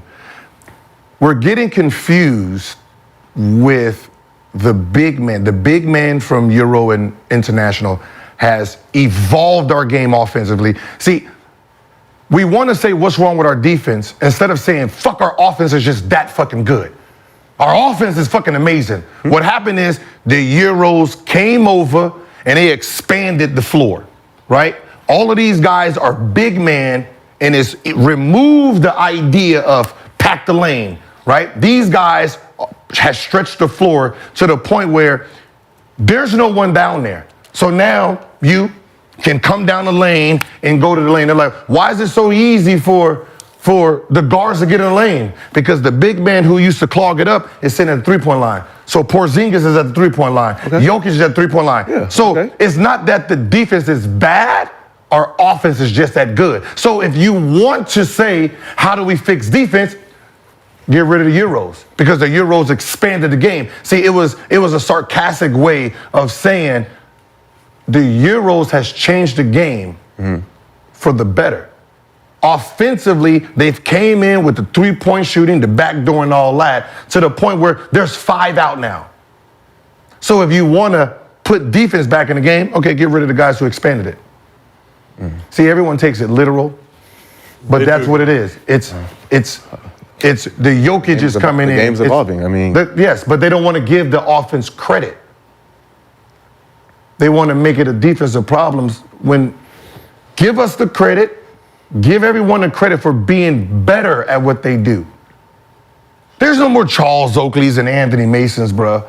There's no more Dennis Rodman sitting down there. There's no more Luke Longleys. These guys are sitting here, try me, try to leave. And that's the difference. So now when you have someone like Shea, right, and he's coming and probing and sitting here doing this, there's no Shaquille O'Neal sitting down there with his man sitting down there blocking his lane up. So now he gets to come in there, them Lucas get to come in there and play easy man basketball because they know you can't help. That's what the game is. So I was being sarcastic by saying, if you want more defense, get rid of all the Euros. And then you can go back to your 81-65 games and see if you like that. That was the point of it. Unfortunately, I was just being a dickhead. The internet loves to be inflamed, and you were getting packed up for most of the weekend. But I can do this. I can even double down on a stance and say, ask any guard here, who would they rather go against offensively? I get to take somebody off the dribble. Who you think we're going at? Right? Who you think is the target when you got the ball? Well, Euro? Yeah. Just like it was white American. Dan Dick out. Ha! Ha! Right? I mean, but at the end of the day, you know, those guys, their value was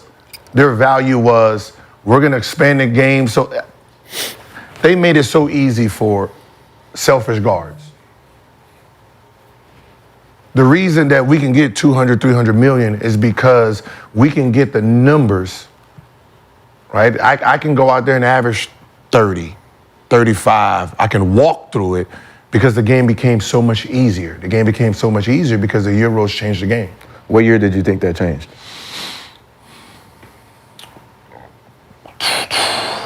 2000, you know, like Dirk had a glimpse of it, right? But it was still big man basketball. 2000. What you say when Bron left Miami? When Bron left Miami, you had Bosh, but you still had. I mean, they still had the floor a little bit with Haslam, right? Where Haslam was sitting there shooting a 16, 17 footer. Probably. I think when Steph won that first championship, it gave it an idea of this is success, right? We can be successful with the small man lineup, but I think around 18, 19, where it became a whole thing where this is going to be the new wave. Because when you think about all the Euro guys who are spanning the floor, Jokic and Giannis is the oldest Euro players. So this is within the last 5-6 years. So when they came in, like Porzingis, like rookie. Porzingis, and then when you start getting these 6'10", like when people talk about Tony Kukoc, they were just sprinkles of the ideal of the guys. But here is like, nah, this is because look at them, they're all 6'10", even the small forwards, they're all marketing them. They're all 6'10", 6'11", fucking Luka 6'9". Right? You know, they got him at 6'7". Yeah, that was when he was 18 with shoes off. Right? So these guys are coming in big so they can play the 5-man and still be a real 3 or 4. You know what I mean? So now you still keep the height. Right? So now you have a whole bunch of damn near KD type of players. Yeah. Wemby coming in. Right? You know what I mean? These are the type of players that's coming in now where Wemby's, when you're creating your Wemby, right? You're looking at 6'10", 7-footer who can dribble, who can shoot, still play defense. The Chet hungry. Like this is the new wave. You can't take it back. You can't erase it. So point guard's gonna be like what, 6'6", 6'7"? Yes. And in the future, If you can't, Oh, you wasn't here for the show we did. if you can't shoot in the NBA, you ain't gonna be able to get drafted at this point. So your point guard is Shea 6'7". It's Shea, Luka, right? That's Devin Booker gonna have to be that size, be able to score it that way. Yeah. Your 2-man gonna have to be Paul George. Kevin Durant. Like your 3-man gonna have to be Kevin Durant, Wemby, Chet. Like your 4-man gonna be just Giannis. It's like just there's gonna be a dickhead coach out there that's gonna have a lineup and that motherfucker gonna be like 7'5", 7'2", 7 foot, 6'11", 6'9". There's gonna be a team out there that's just gonna sit there and just, what you gonna do?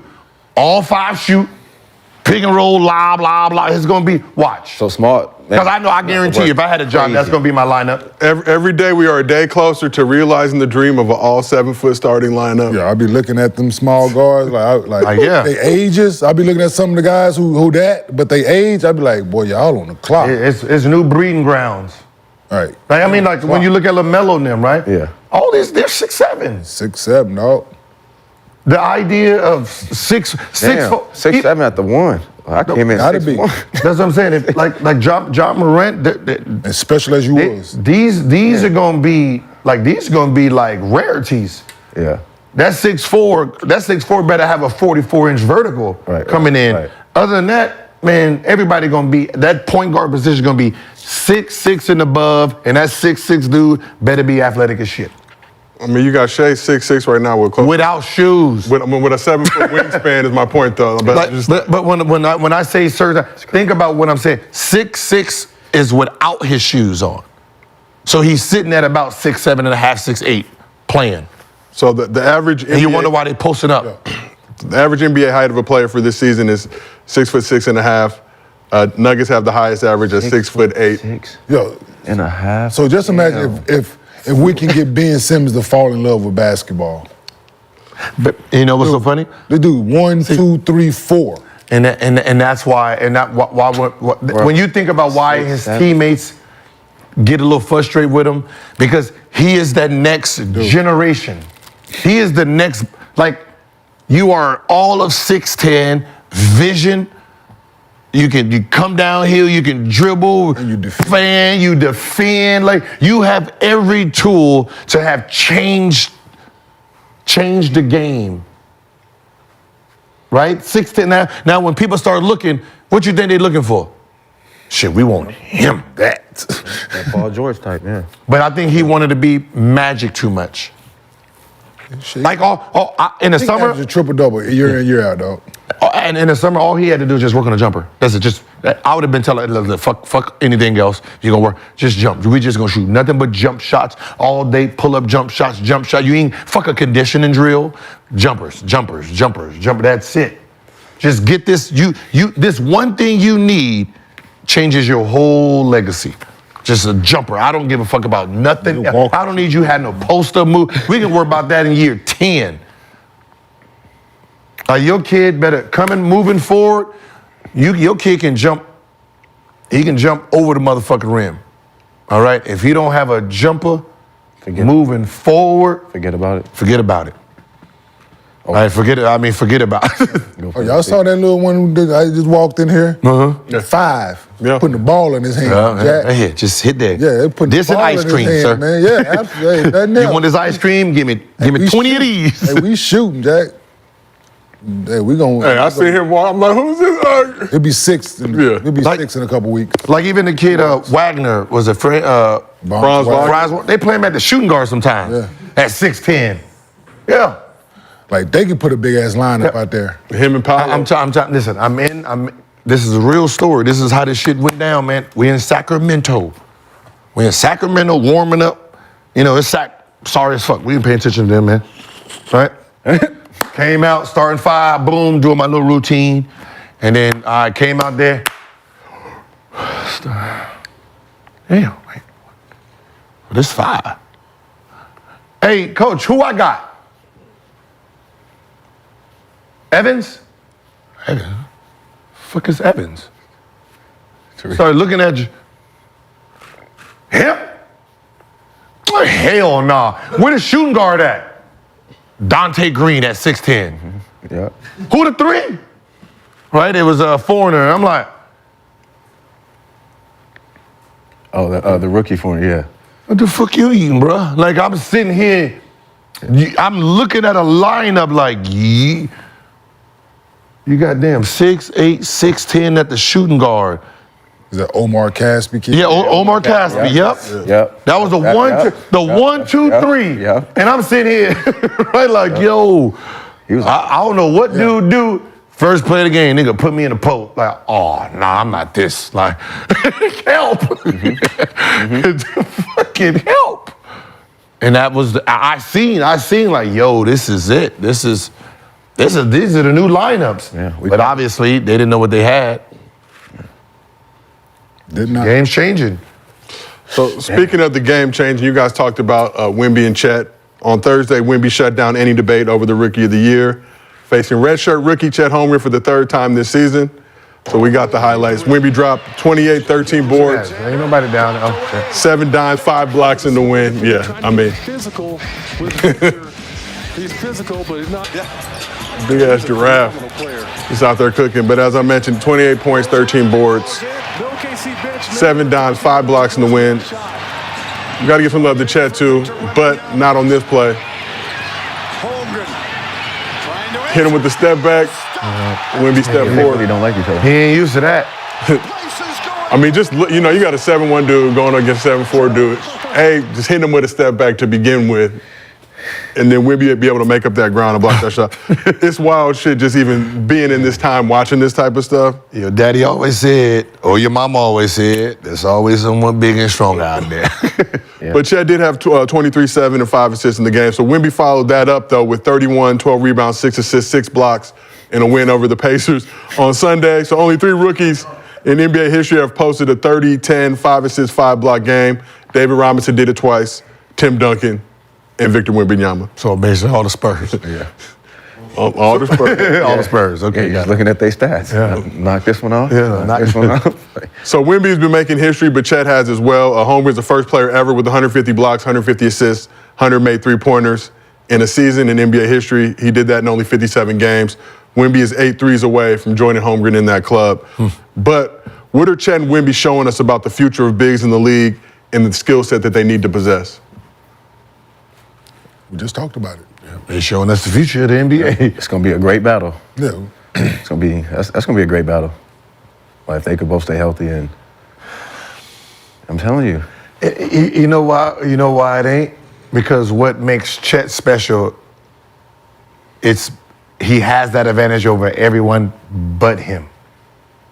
Right? That step back works on the other 448 players, y'all. Right? The only player don't work on is the dude he's going to be compared to moving forward. He slipped a little bit. Huh? He slipped a little bit. I know, but you know what I mean? It's like you supposed to be top dog and all that, and you got someone that comes in at the same time as you. It's like it's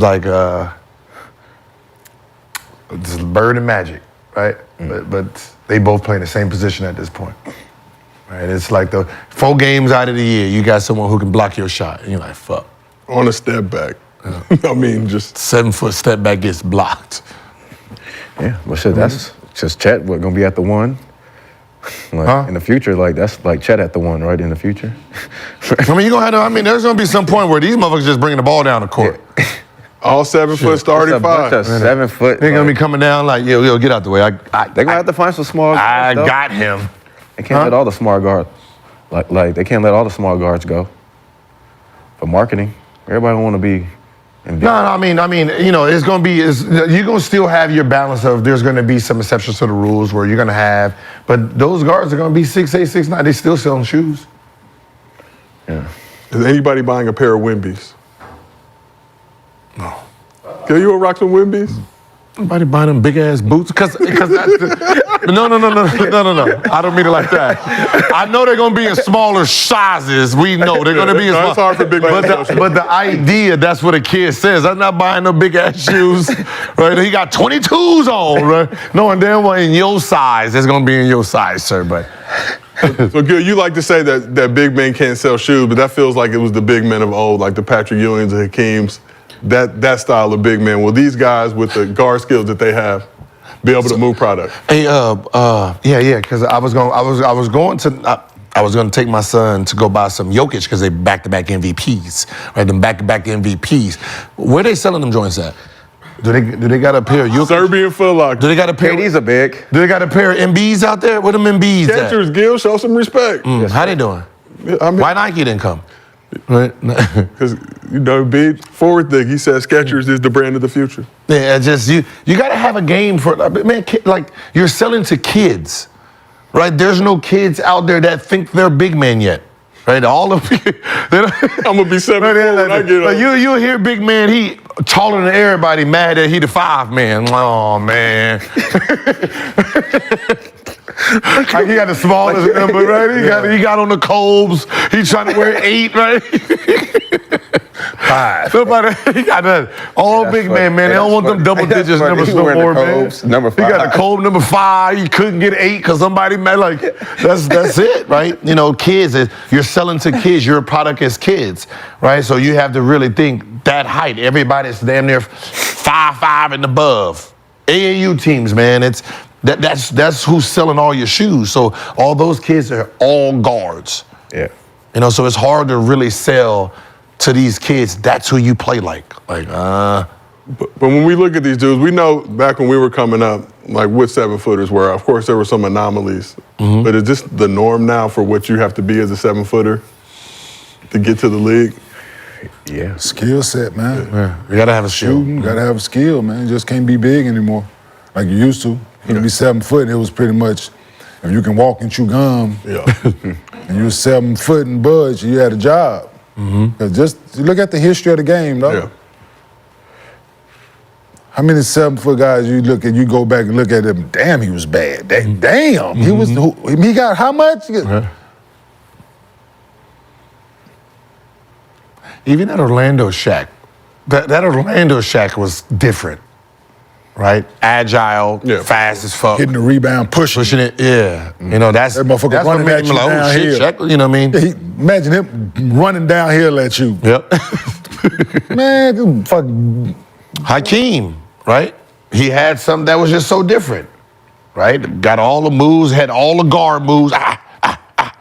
Yeah. So, in your guys' opinion, will the traditional center ever make a comeback, or is it on the verge of extinction? Like, will we see another Shaq-like player be able to dominate in this league? Only a Shaq-like player. Like, he has to be big, really athletic and agile, and he's putting so much pressure on the back line where you're sitting there trying to figure out. It's going to be 1 year where they're going to be like, we don't care. And then he's sitting there dunking and dunking and dunking and dunking and dunking. And he making free throws for us to, because you got to remember, he has to be so dominant where everyone has to change their lineups for the person, right? Because everybody's thin now, right? So even with you putting Shaq out there, in today's game, yes, he will dominate, but the question was going to be, how many teams are going to change their lineup, right? Because, okay, you know what I mean? Like, how many teams are going to change their lineup to stop you? As long as I have to take away my skinny five, okay, then cool. But if I got a skinny five that I don't pass the ball to, then yeah, I'm like, all right, I don't need him. Let's get some meat down here. Yeah. When it's as dominant he'll be on the offensive end, now when you space that floor on the defense. But that's what I'm saying. So I'm gonna have to say, all right, my 5-man now has to be averaging 20 to 30 for him to be on the floor with someone like Shaq, because Shaq is gonna get all of 35, 45, right? So if he's not balanced enough, I'm gonna give him the ball 3-4 times. Like, nah, he ain't worth being on the floor. It's a wild time in Adam Silver's National Basketball Association. But making the transition from to the league is difficult for any player. When asked about the hardest adjustment he's had to make playing in the league, Wemby had this to say. The hardest battle isn't, the physical one. It's more mentally, going in the court every night and, fighting for your team, fighting because somebody else in front of you wants to kill you, to dunk on you all night, and fighting because we got a lot of progress to do, and it's hard to apply what the coach says, It's and this is I think this is probably the thing that surprised me, how this is the hardest battle and not the physical one, We're going to So I got a former #1 overall pick here on this couch. Former number 10 overall pick in this couch. You guys were expected to come in, contribute right away. So do you agree or disagree with Wemby saying the mental is harder than the physical as a rookie? Yeah. Mental. For me, it was. For going to Europe and not playing and then just getting thrown out there and having to, show up every night. And then, scowls on my head and just the traveling and, the wear and tear on my bodies and just having to, put all the weight on your shoulders. So I think, yeah, that was a lot for me in the beginning. And you mentioned you didn't play that much when you went over to Italy, right? Yeah. But how much is being around in a pro organization, being around grown-ass men and having to battle them in practice, do you feel like benefited you coming to the league? Yeah, that part was great. Just off the fact that I had a year just to mature and see how things are ran. Going to practice every day. In Europe, we only played the game like twice. So throughout those other days, we just had practice. So I was able to work out and actually really get in the gym and work on my craft. So do you agree or disagree with Wemby saying the mental is harder than the physical as a rookie? Yeah, because you possess, when you've worked at it and you possess certain skill set, and he's a freak of nature, and his skill set is that. His physically, for him, this is easy, right? No one can match up. Just getting used to it, being away from home for the first time for this extended period of time, and having the target on your back as the #1 pick, all the attention, and so I can see how that can get to him. Having that adjustment before you you fit in with where you were. Now you stand out. Because you're in a small market, you're in San Antonio, for one. It's like fish in a glass bowl, kind of like everybody's, it's that attention. Yeah. Right, so, yeah, and then just the pressures of having to go out and perform because he sees how the media can turn on people and turn on you in an instant. So you're worried about that. And you worried about how your teammates feel about you or the attention that you're getting. And I'm pretty sure all those things are a thought. He's young, he's fragile. So I would definitely agree with him in that aspect. Being the number one pick, you're expected to play well. Like, I ain't gonna necessarily great in the beginning, but you're expected to play well. That year. That's just the expectation that comes with that. So, but yeah, no, the mental part of it it's always an adjustment. Yeah, just like for myself, I came from college for 4 years, so it was a different environment that he came from, but it's still an adjustment. For sure. You obviously had a different road, being a second-round pick, not playing that much early in your rookie year, but do you agree or disagree with what Wemby is saying, and how much, from your standpoint, did the mental start to get to you, obviously going from starting at Arizona, playing the bulk of the game, to now you thrust into the league, kind of waiting for your moment? Like I know, everyone, we had this the calculation it used to be 80-20, is 80% mental, 20% physical. It's more like 90-10, right? If you're skilled and gifted, once you find the rhythm of how the game is moving, your attributes kick in. It's more of a mental battle because one, you have money for the first time. That wasn't in factor, when you was in college or high school with him. Overseas, you're trying to be a young adult. Some of these guys are trying to be kids and trying to be a professional. Home away from, you're away from home for the first time. Now you have fucking chores, shit they tried to make you do when you was younger, but they did it for you. So now you're on your own for the most part. It's just life. You're responsible for yourself, for the first time in your life once you become a pro. And if you haven't been instilled with, real responsibilities, it can get the best of you. And then that's just that part of life. Now, the basketball side of it, being told to do things that you've never done before, right? Being told this is the style we're going to have you play when that ain't your style for the most part. Wanting to do more when, they're trying to baby walk you. So it's more of a real mental battle the first year versus the physical. Like most of the guys, the physical adjustment is within the first month? It's like training camp to me. Yeah, training camp was the most physical to me. I'm pretty sure you was physically. I was ready, but this shit different though. There's no physicality for him to have to adjust to nowadays. Yeah. The game is wide open for his skill set, right? Yeah. So the league is in trouble. Like he's figuring it out in real time, man. Before our eyes, these last 8 games for the rest of this season is gonna look like this.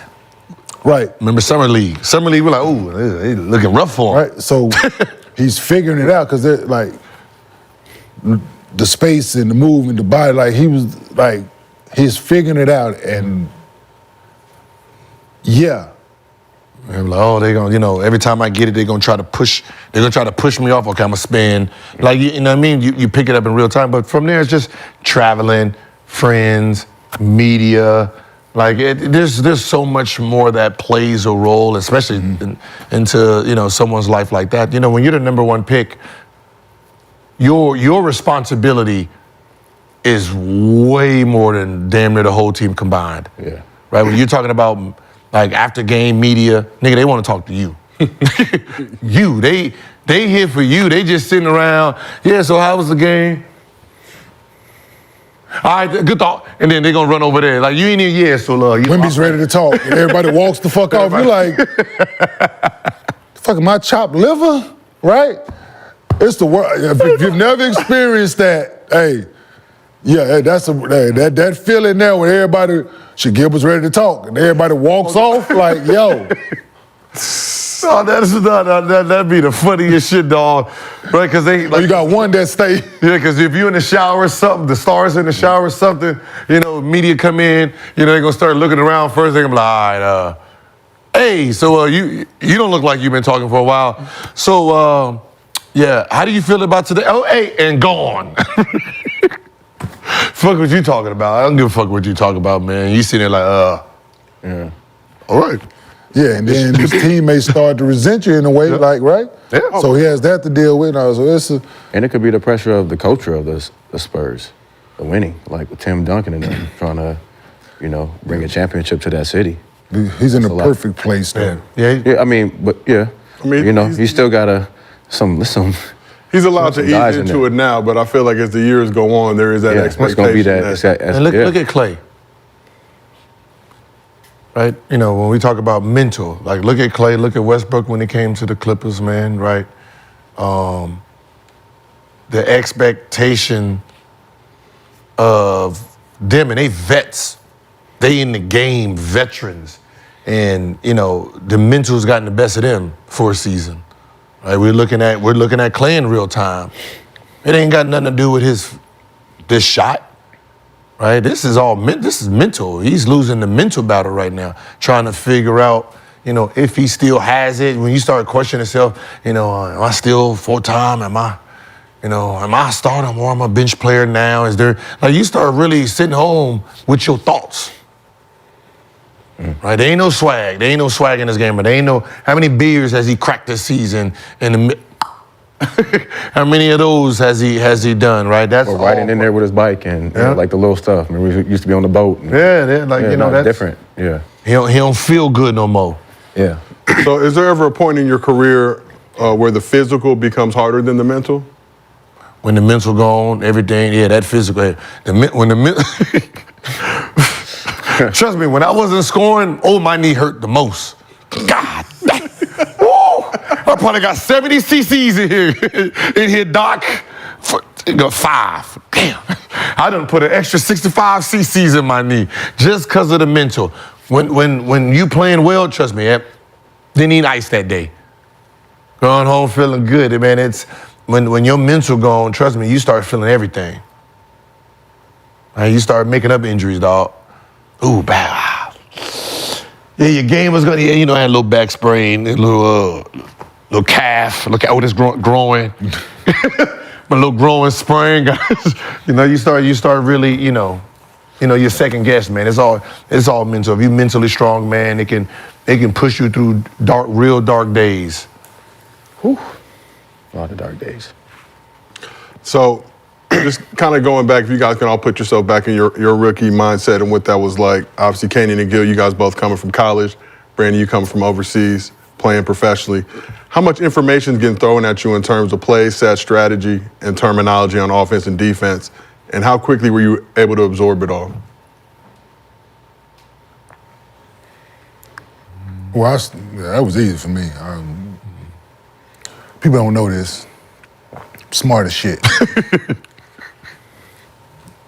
Especially when it comes to that. Like, give me a math problem now, not so much.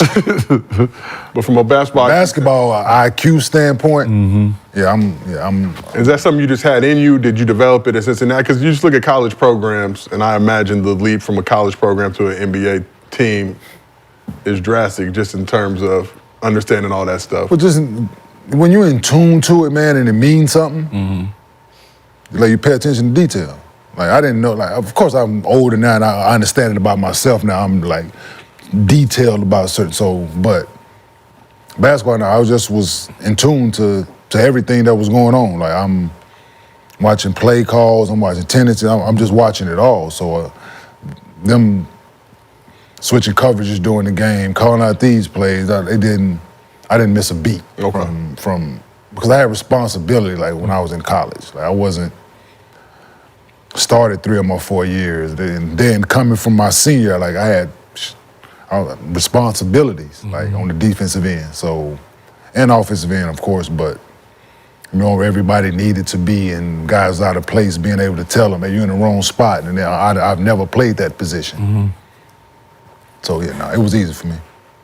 Brandon, how about for yourself? Yeah, for me it was easy too because I came from Europe, so you know the same game adjustments and the film and all the, you know, how to get prepared for a game against, you know, other professional athletes was kind of a little easier for me when I came in, like reading the scouting report and understanding certain things. So I think that time in Europe really helped me and develop my IQ and things for the game. In terms of like playing overseas, the language barrier, were they giving you scouting reports in English when you were breaking down film, was it, or was it kind of just get in where you fit? Nah, it was English. Okay. Yeah, ours was English. It was like 3 English papers, and then everybody else had the top. So they got the all right. Yeah, but I mean, a lot of the players, they spoke English too.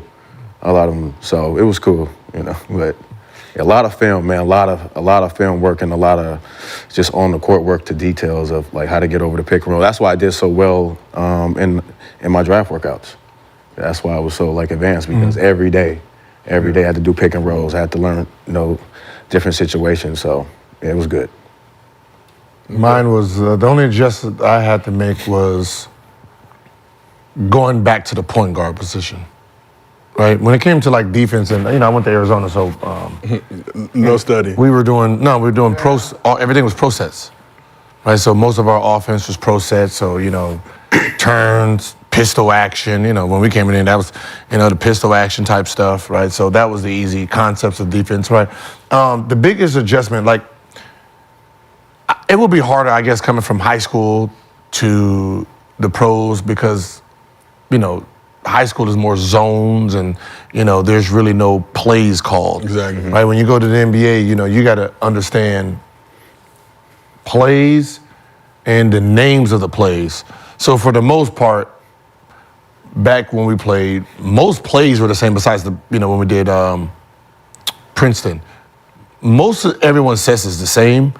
It's just learning what the names are, right? That's really the only thing. And then defensive concepts like blacking it, bluing it, pushing it down. All you do is just figuring out, okay, all right, blue, what's y'all blue?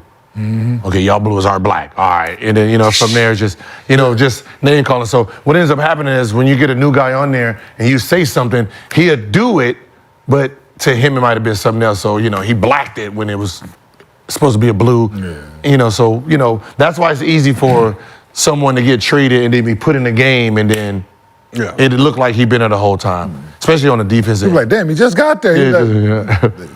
He's just looking at it like, all right, so this is, okay, so we both got blue, and then when a coach is saying when he's in the game, they're gonna call sets that he knows and he can pick up really easy. Yeah, I think about Dinwiddie coming over to the Lakers those first couple games, just having to adjust. Yeah, all you do is just say on offense, go in the corner.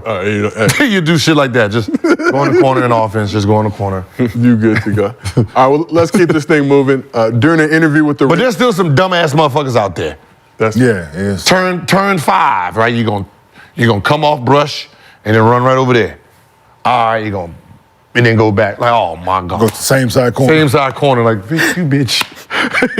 You bitch. Pop up to the wing trying to get the catch. Like, no, that wasn't the play. That wasn't the play, dog. It's a learning process. Well, this motherfucker sitting right here. No, you supposed to be the one. Oh, come on, coach. So during the interview with the Ringers, Ryan Russillo, Andre Iguodala was asked, who does he fear more on the basketball court, Kyrie or Steph?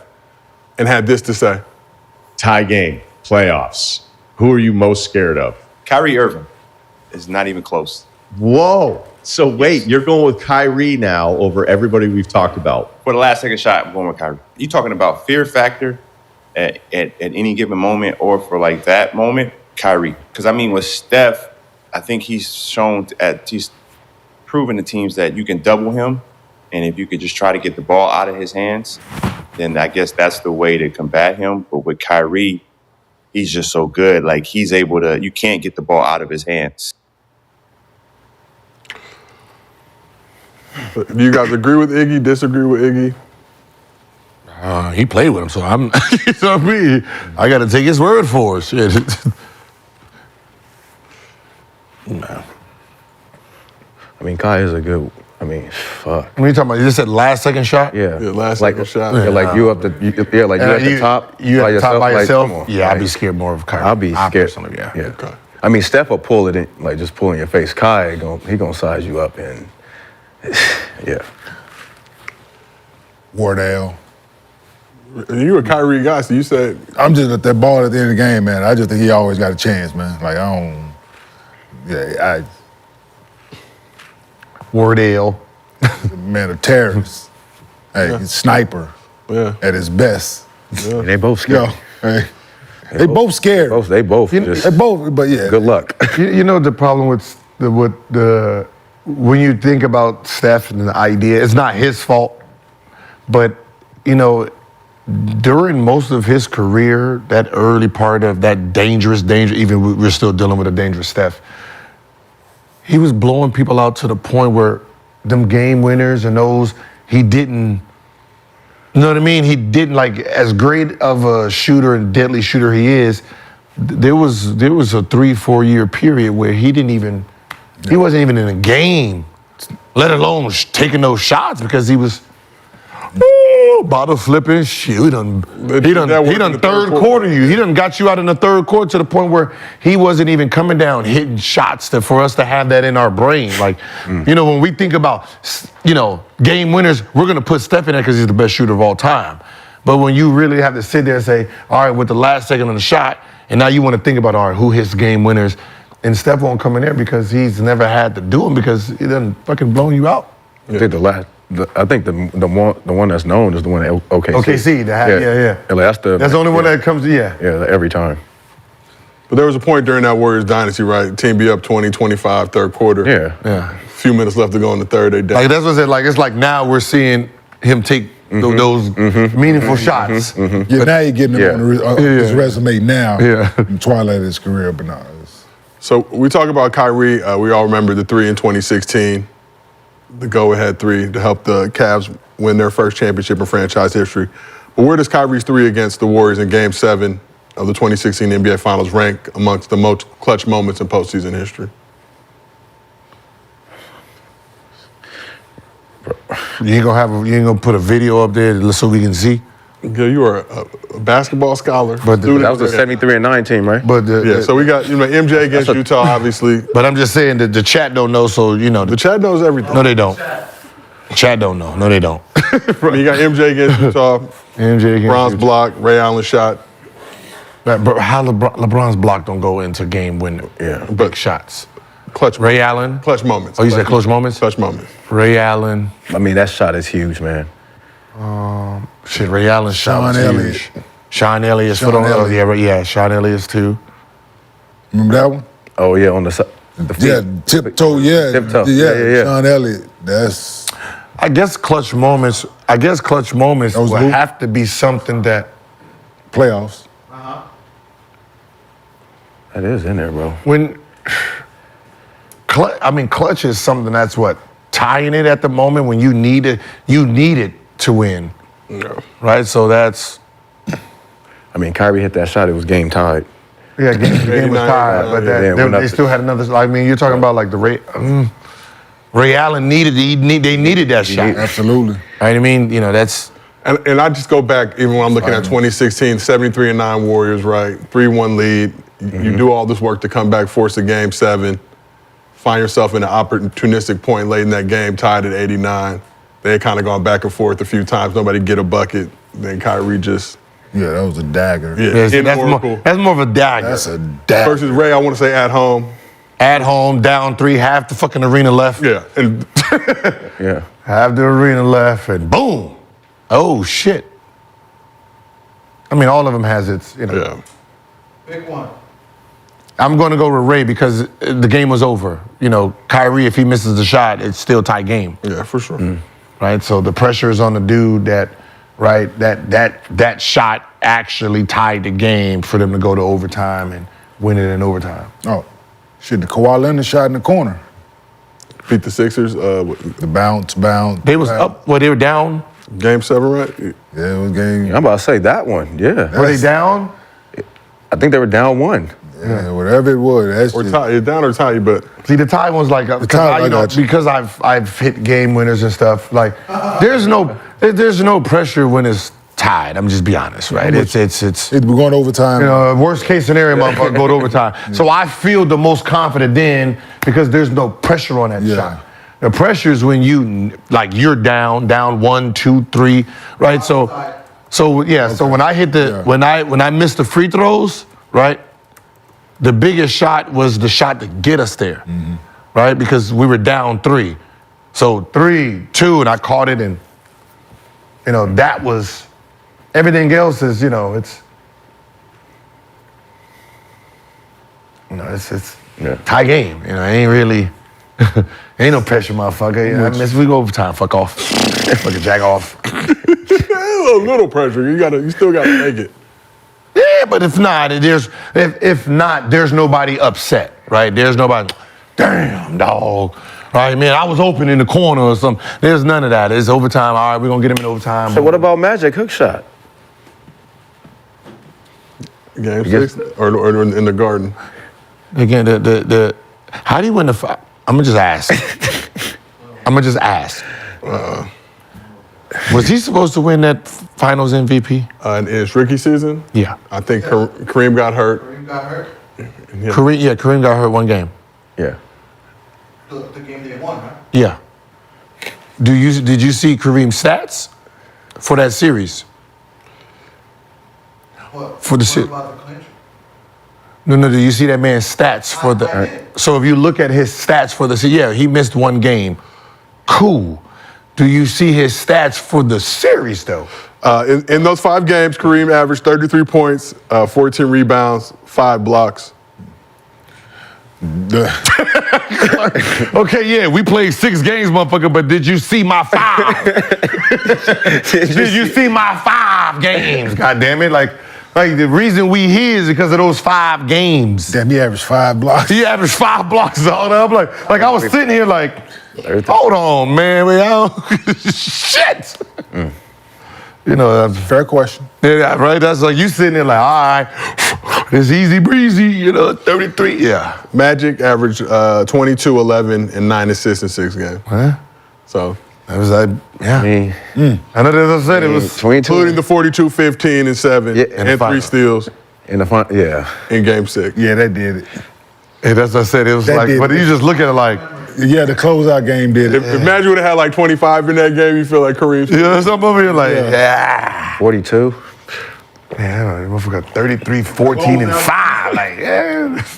In a closeout game without him there, yeah. I would hate that. I see why you hate that motherfucker the whole career. Like, you motherfucker. So, I mean, there's always the barbershop argument about who has the best handle. Iverson and White Chocolate have their pick. So you think Kyrie has the best handles ever? Ever. Wow. Ever. Who you think? I'm saying like yeah, because you have, in the words of Shaq, you have G14 class. Okay, I heard Rod Strickland on All the Smoke, and I love Rod Strickland too. He said basically he just go. Basically, any direction. He just go. Kyrie will have you beat and then bring it back and play with it. Like he toy with people. You know what I mean? Like he can still just go. You know what I mean? But if he feel like playing with you. Kyrie Irving's the best ever to me. Kyrie? I agree. I love it. I agree with that. So we're going to start with our resident Kyrie fan, Mr. Kenyon Martin. Does Kyrie have the best handle, we'll say, in the modern NBA?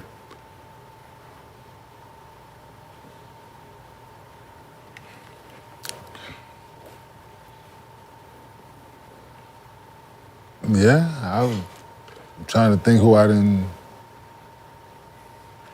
have it on the string the way he does, and Jason Williams other than him. Yeah. Any debate here from this couch?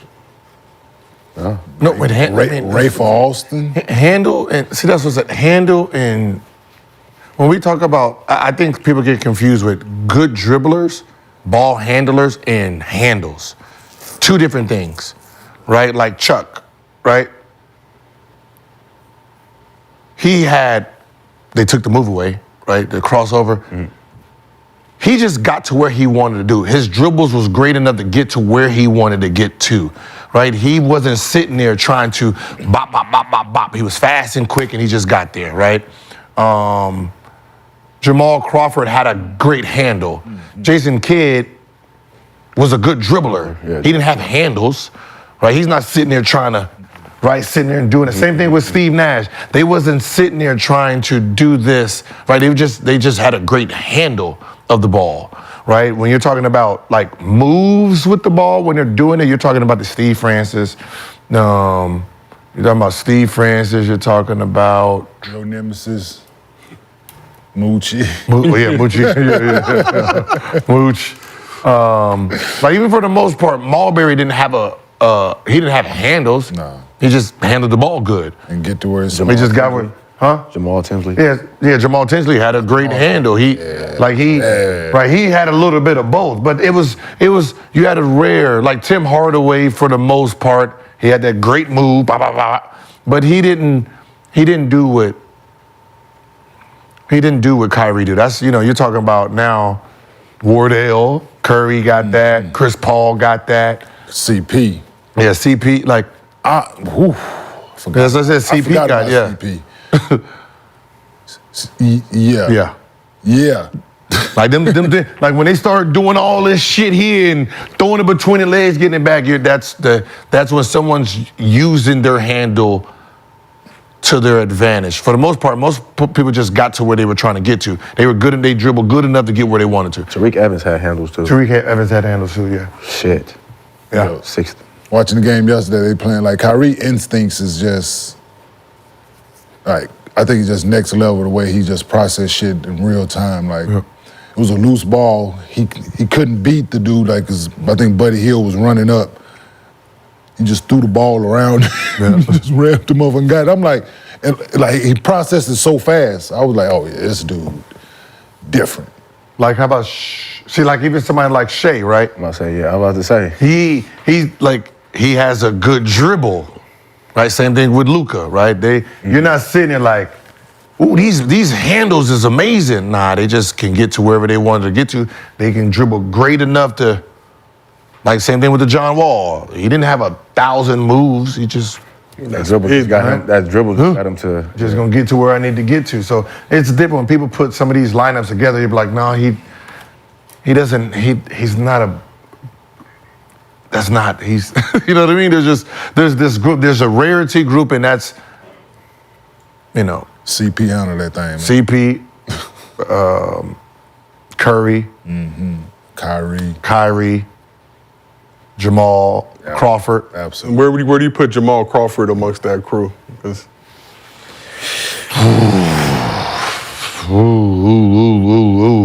He top 3.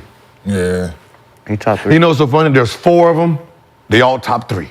Yeah. You know what I mean? Yeah. They all top 3. You can't. It's like one of those like you pick. Yeah, it's like however you want your ankle. However you want it. Nobody's gonna argue the top 3. That's one of those. No one's gonna argue who you put top 3 in that. So we're gonna move. Guard. Yeah, I'm just thinking about CP done made somebody touch earth before. Lot. And then that's what I said. Steph made you touch earth. And then that's what I said. My 5 will be, and then I will have Steve Francis in there as top 5. Okay. Like even Jason Williams, he had a great handle. Like he wasn't ripping that motherfucker like at all. But he wasn't like his was more like it was a weird flat. He had a different one. Like you can't even put him in it. He's like that hybrid, right? Like the Pistol Pete. They're coming with the. It was Jason Williams? Yeah, the white chocolate. Their trick bag was fucking unreal, right? So it made it look like he was, same thing with Rafe Alston. They was tricky after they picked the ball up too, which made the whole. B, you got that thing on the string, B. It made the whole process look a little bit better. Got that, thinking about something in passing to you, you got some shit. After you pick the ball up. You got some shit with you, bro. A little bit. So before we move on, I had a trick package too, baby. After I picked the ball up. Yeah, shoot. My shoot package is real. I knew he was gonna say that. Yeah, of course. Shoot. Yo, Hey, yo. was you on the team when Chuck made Antonio Daniels touch? Yeah, I was in the corner. Oh my God. I did one of these. No thank you. Drop. Yo. Touch it. Hey, man. I'll be damned. I'll be in this highlight That too. man touched Earth twice. That man touched Earth both hands. Yo. Yeah. That's bad. Hey, you out there, what you out there doing the Humpty? And then obviously you know our team. Yes. Yeah. Let him have it. You might want to take that number 3 off. yeah. You're fucking. Oh, yeah, man. Yeah, you see that boy from Cleveland just get hit with that in and out from the kid from the Knicks? Oh, that was a killer. I haven't seen nothing like that in a minute. Like that was. No one does in and out. That in and out was crazy. I ain't seen that. That in and out. Listen, in and out is a very important move as a scorer. Mm-hmm. Yeah. Because it dictates. It makes him move. Up, yeah. If I'm coming in, if you lean with the ball, I get to go. You don't. If you don't, I can keep it crossed. If you catch it, boom, I can keep There's so many. The in and out is a great setup. Jay's kid didn't have handle. No, he had a fucking in and out. That goddamn in and out running downhill at you. Good luck. Good luck. It was fast because he's fast. Fast, and he running at you in and out. He gonna boom, boom. Listen, and drop that bitch off. He gonna and you gonna. Hey, good luck stopping it. Mm-hmm. So before we move on, last week we talked about Iverson saying that he could average 43 in this current NBA. But Brandon, we haven't had you here, so we need to know, do you think that Allen Iverson could average 43 points in the NBA today? So him just playing today with the Sixers right now. Not with the Sixers. Or his current or his team that he played with in this era. So take his 01 team and put it in this era? No. Fuck that. You have to just take prime Allen You have to Iverson. enhance it to damn near 4.5 shooters. I don't know because nobody's doing it now. And we have a lot of great scorers. So, why would he just be able to score 43? If KD and Steph and none of these guys are doing Luka, they're not even averaging 45, 43. James. They're not. I don't mean to cut you off. They're not trying to. You don't think they trying to? No. He's trying to. This is the thing. See, this is the difference about these dudes. I know. Right? You don't think nobody, none of these cats in this era is trying to score. Shea is averaging what? 30 what? 33, 34 right now. He's averaging 33, 34. Hey. Iverson plays 100 32 now. And he playing 42 minutes and he's not passing the ball. And he's fat. He's like your speed.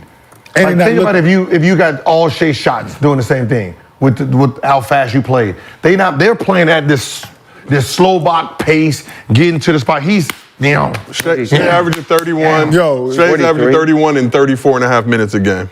43. Luka averaging 34. Like the 34 and a half, but look how slow Luka plays the game. He's averaging 34. Nigga. Now you're telling Iverson's.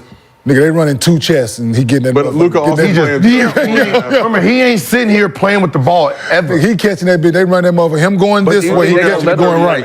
But do you think players today gonna let him even do that? Like shoot that many times? Who? What players? Yeah. They letting everybody else shoot that many times. So if he was on Philly, you think he? There's no Embiid? Yeah, him and. Yes. The reason I said it is the style, right? Think about look how fast you play, right? You played. Think about your speed and how you played, and you just got to where you were going to. Now put you in this era, because you're talking about these guys are sitting here. Yeah. You know what I mean? They're sitting here trying to yank you. They trying to make Sports Center. Back then, we just you won downhill. Yeah. 1-2 downhill. Most. At 3, best you doing 3 to downhill. Like you're not sitting there, boom, boom. I beat you. Oh shit, let me bring you back. I beat you this way. Oh, let me bring you back so I can sidestep 3 you. Like no, you going to motherfucker. So a guy like Monte Ellis too, then? Would you? I'm fast. I mean, because now that I say it like that, it's like trying to do. See, that's the difference, right? Guys that can score, they can score, right? Yeah.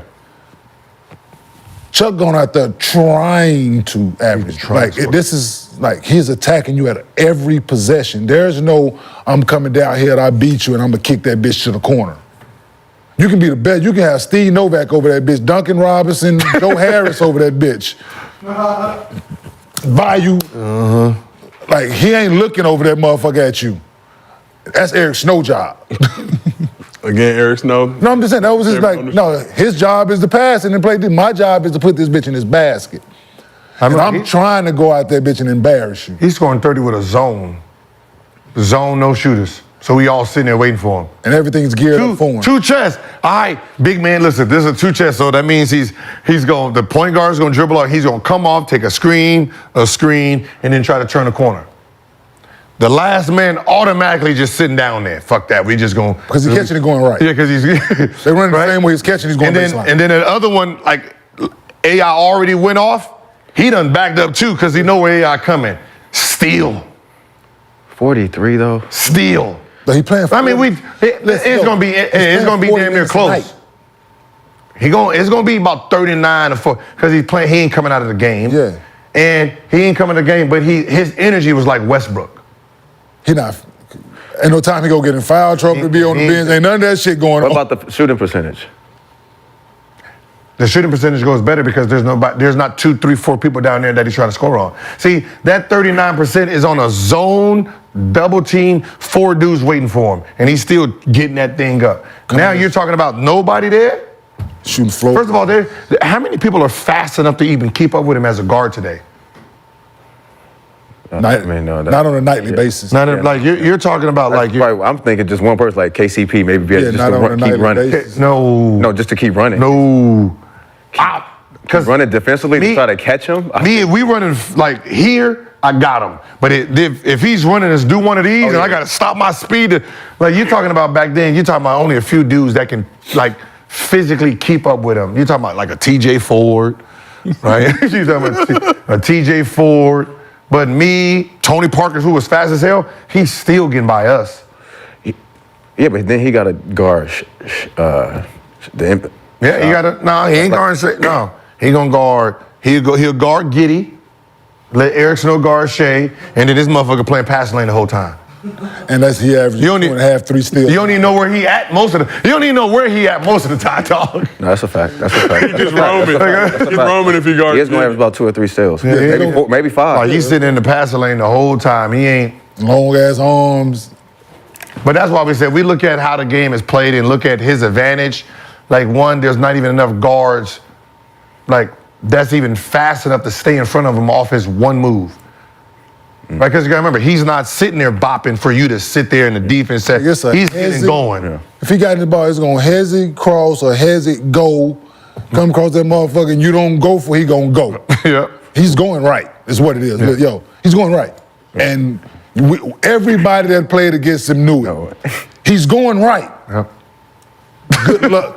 Good luck stopping him from getting there. Like that's that thing. Like you know where he's going. Yeah. Like if you can't keep John Morant out the lane with the same one move, AI 10 times faster and quicker, and he's little. That's what I was saying. But when I mean little is them spaces. Right? Yeah. Remember, like think about today and fouling and stuff. Oh, he's sitting 20 free throws. Yeah, no, he definitely. As soon as you try to put a hand in any of it, oh shit. Hey, number 165 pounds soaking wet. 100, if that. 165. Who's that small in the NBA? I don't even think he in the NBA. Yeah. He ain't even in the NBA. So who else do you think will score 43? You think Mike and Cope could? Yeah, they trying to. Yeah. Trying to. Both. Because Tracy McGrady? Yeah. Only because the reason it's a hesitant with Tracy because there's more defenders that's just like him. Okay. Right? Right. There's a bunch of Kawhis where he sit there and try that, but you know, we had some long dudes and he hit 62 on us, so I'm gonna give him the benefit of the doubt. I'm gonna give him the benefit of the doubt because, you know, we had Jared Jeffries trying to guard him. We put Brendan on his motherfucking ass. He still sat there. There's only really a handful. That's what I'm saying, like a handful. There's only a handful. What do you think about Young Mello? Sorry, that you played with. You think Young Mello would try to? Because he had no conscience too. No. Because remember, the difference is they shot faster than this group. Even though this group is scoring more, it's faster. So you're telling somebody like Melo, who's 1-2 dribble pull up, right? You're talking about guys who they're not playing with the ball like the Devin Book. They're not weaving in and doing all that and wasting time doing you know what I mean? It's give it to him. He go pump fake, drab, go left, do his move, spin back, right? It's quicker. It's quicker buckets. Okay. Right, it's like, because it's the spacing here. Now you have the best player with the ball, and you can't even double. That's the thing. You can't help. Double. No, we used to be sitting, he got the ball, we trying to sit boxing and elbows if he got the ball at the top of the key. Can't do that shit now. No. That's why shooters out there, no. That's why the percentages, when they be like, oh, he shot 43%, like, oh, I was getting doubled and triple team, and you got this, like, this Shaquille O'Neal back there with, you know what I mean? It's fucking different. Like when Shaquille come out, motherfucker, Lonzo Mourning coming in the game, like, damn. Very, very different. Right. You know what I mean? That's why percentages really don't matter. You know, you can, but you telling Kobe, when Kobe had 81, do you see his lineup? There's no dude on the team that shot the ball past 17 feet. Yeah. You know what I mean? Like that's it. Smush Parker had the 1, the 2, right there. This was you got 3, 4, 5 men. You had the best shooter was Luke Walton. If we can have somebody look it up with you in your spare time, just go look how many times during Chuck's career he shot the ball 30 plus times. Like dudes ain't doing that shit. Like they not going consistently night in, night out, night in, night out, night in, night out. Putting that bitch up 30 times a night. Hurt and all. Don't matter. Putting that bitch up 30. Yeah, that's what I'm saying. Like however he feel, whatever. What's so funny in today's game? I think that would be the hardest thing though. Today's like they would like try to not let him play hurt. Yeah. Because he played like like he always just fought through it. Like that's why I was like they'll probably try to sit him down. Chuck in this era, he'd probably he'd be having 40. He'd be taking 40 shots. Because you got to put more possessions. There's more possessions in the game for him to shoot. Yeah, he is putting that. There's only a few, but it's only a few. Like me, maybe. Now I wouldn't go up. I wouldn't go up that much. You would try to go get it. The reason I wouldn't go up that much because I was a free throw gambit. So if there's nobody out there for me to get free throws. And now I'm shooting a bunch of threes and stuff, maybe 35, 36. That's good for me. That's close to 40. You're like, you right there. I'm 40. Not me. I don't know. Because the reason I can't fathom is because I always had 2 dudes that have averaged 20 with me. So I got to still take in for what they did. So so I wouldn't personally jump up as much. Because to me, I'm like, I could assist too, so you put me more shooters, pick and roll, pass it, so I'll average more assists. So regular season only, Iverson had 98 games with 30-plus field goal attempts. Number 1 up in the playoffs, I guarantee. They motherfuckers shooting that bitch. Hell yeah, that's what I'm saying. Shooting that bitch, man. So last thing we're going to hit quick before we get to MostlyFans. During the Hawks-Nets game Saturday, and 27. Referee Tony Brothers tried to have a conversation with DeJounte Murray. So we've got the clip. But Murray wasn't feeling it. And Brothers decided to give him a tech for the disrespect. He was like, all right, bet. Can we play it one more time, please? Can we play it one more time? Look, he's like, all right, bet, watch. All right, I got your ass. All right, boom. Tony Brothers lineup, hilarious. But after the game, DeJounte offered this response to the tech on Twitter. He said, getting a tech because there was nothing to talk about is unbelievable, with a plethora of laughing emojis and covering his face emojis. So on Sunday, the league announced that they were resending the tech. So shout out to DeJounte Murray for getting his bread back. Did they rescind the point? Did they rescind the fucking free throw? I mean, how does that work? I think the money more important. Oh hell no! No, you gonna did they win or lose? Like that all. You're asking important questions. Send the tech, nah, nigga. I had to take that point off too. So shit, that whoever shot that motherfucker lose. That tech was weak too. They lost by 12. I don't feel like talking. What was the score when they did it? What was the spread? Yeah, or what was the score when that happened? What was the spread? So, what's the question? What was the spread on the game? What's the spread? Let's not go down. I'm just saying though. But it all matters though. You know what I mean? Like Probably cost some people some money out, some millions out here. what was the score when that happened? Did that change the momentum? Right, fuck the little $500 you give me. Oh no, it's more than $500 now. Are they more than $500? They were down 17 4 minutes ago in the game. The text, right? They like 25. They're like $2,500 now, bro. Yeah, I'm gonna say them boys getting that money. Yeah, them $2,500 now. No kneecaps were broken. Okay, so I mean, it didn't really affect shit. Okay. Yeah, but give him his money back though. Because that was weak though. You can't give a man a tech. Because he don't want to talk to you.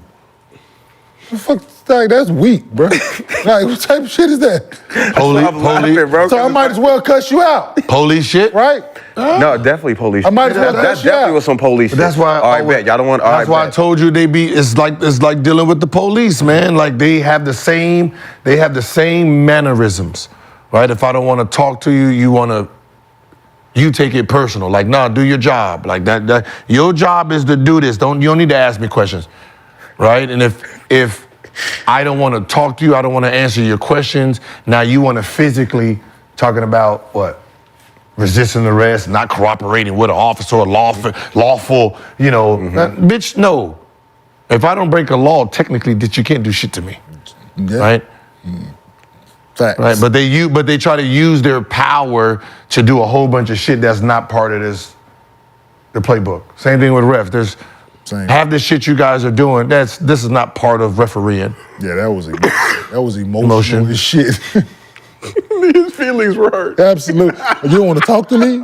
He hurt my feelings. Yeah. Technical, you get out. That's crazy. And if you say something, the league gonna fine you $50,000. So watch your mouth. Yeah. Like, you know how much power that is, bro. Oh, that's a lot of. Say something. Never mind. Tech anyway. Goddammit. Well, first of all, what ref come to you when you sitting down in the huddle anyway? I ain't really seen. I've never seen that. You put that motherfucker in your mouth with me, man. Put some spit in it. Yeah. Tell you straight up. I'm gonna tell you straight up. Don't with the man. Put some spit in it, dog.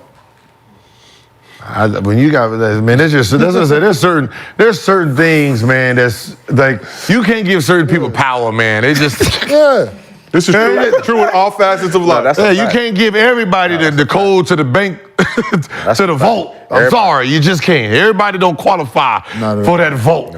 Everybody don't need power. You got a motherfucker who can't pay their rent every month. I don't think you want to give him an access code to the bank. Nigga, motherfucker back on his child support. I don't think you want to give. I don't think he need a business card. he don't need a business credit card. No, serious, man. Everybody does not. Yeah, no, that was it. That was weak as shit, Tony, brother. So Tony, get it together. Now let's move on to MostlyFans, presented by Underdog Fantasy. If you have not downloaded the Underdog Fantasy app, I don't know why you wouldn't have done so this far, especially if you're a fan of Gil's Arena, presented by Underdog Fantasy. Woof, woof. Download the app, use promo code GIL, get that $100 first-time depositor match. NBA's in full swing, you got college basketball, you got a lot of things you can do higher lowers on. They do best ball and a lot of other things. I'm not mentally equipped to handle those just yet.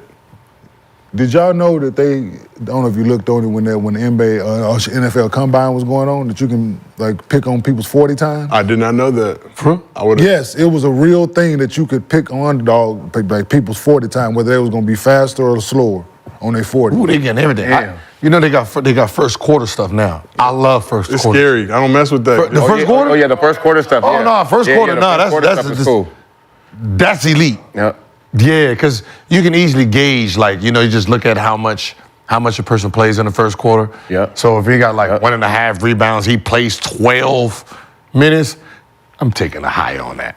Yeah. Because 12, like you come out at the 6-minute mark, oh hell no. That's Yeah. You So you learn gotta so understand. fast. You gotta really know how many minutes that person averages in the first quarter. Yeah, it's definitely good for bigs. Like some people like average 10 for the game, 3.5. Yeah, I took like Dirk's Suggs. higher rebound last night. He got that in the first quarter. Like Suggs, I always take Suggs first quarter points. Yeah, he gonna get off quick, and then the rest of the game, he mid. He mid. Gil giving gems to all of you underdog users out there. If you have not downloaded the app, use promo code GIL and gotten this free game and put it to use. I don't know what to tell you. But our first question. That would have Melo. Melo first quarter. Whoa, shit. AI first quarter. Whoa, hey. And this is like not. This wasn't fantasy. This is real life. It was like Knicks. It was like whoever first won the 20 points. Like they used to have that. Nick every time. Melo team getting the 21st.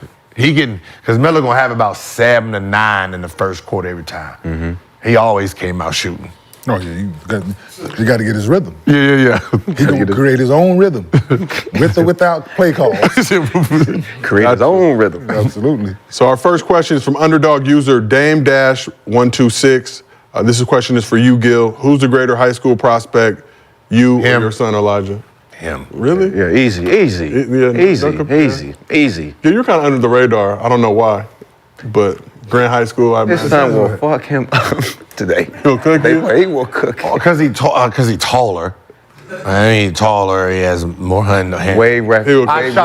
Don't Don't say that. More reckless. He would kill. I saw him play against 4. I was faster, and I shot the ball way better. And took more shots or less shots? No, he take way more shots than I did. Bro, he would. Girl, your son would dunk on you. No, that's facts. That's facts. That's facts. He's a menace. Yes. Like he do some shit out there, I be like, ooh. He's a menace between the boys. With the actual tennis shoes on. He put it together. Layup the other day. Yeah, he putting shit together. I be like, ooh.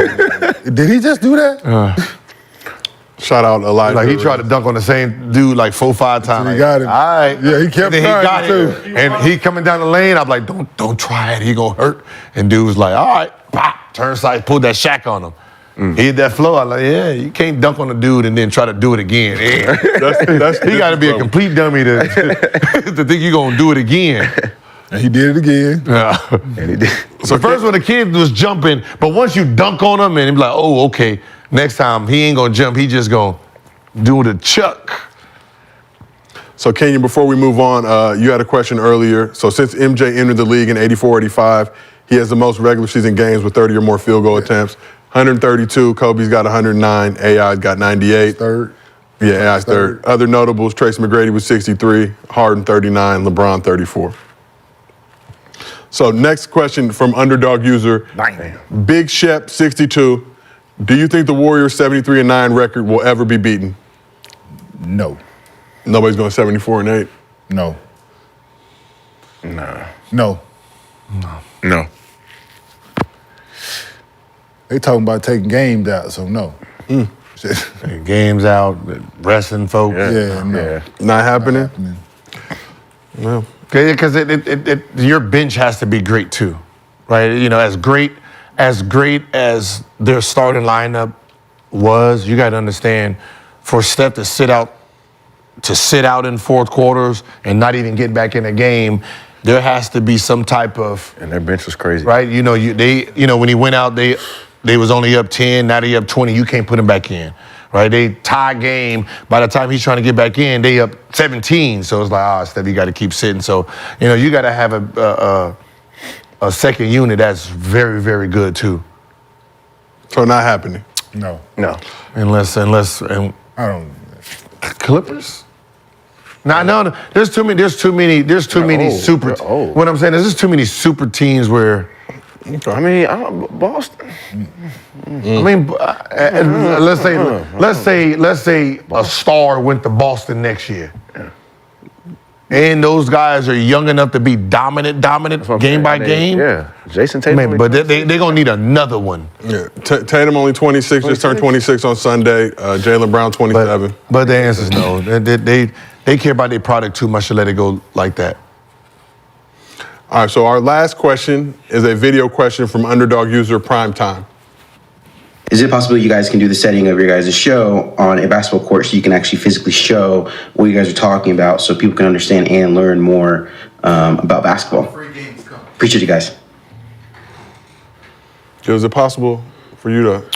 Yeah, that's, we're creating a concept, right? We're creating a concept called Free Game, where we're gonna be doing exactly that. Right, I remember we was having that big debate about defense and offense, and we wanted to get 5-on-5, right? We was gonna play the offense, Keem was gonna control the defense, we was gonna show, right? He was gonna show rotations, we was gonna show offensively what we were looking for, but you know, some of the staff, you know. Oh no! Oh no! You know, they had the day off, so you know we respected the time with the family. So y'all better get your ass to work. But we're gonna it'll be. But like when the summer hits, and you know it's off season and everybody's here, we're gonna do a lot more of like on the court stuff. Okay. As you can see, the Gills Arena empire growing. Some of you are hating, a lot of you are supporting. We need them to hate. Oh, y'all giving me the cue music already? Hey, hit them with the wrap it up. This is Where the red light wrap at? it up music already. With a red light in the back of the comedy club. See, this is the shit y'all be on, right? Okay, don't show up to work again. See what happens. It's the red light. See if your name don't get taken off that list. Red light is the smoke. Wrap it up. Wrap it up. But appreciate you, gentlemen, as always, and appreciate you to everybody out there. It's been another episode of Gills Arena presented by Underdog Fantasy. What? We will see y'all tomorrow. Yeah, we ran out of smoke.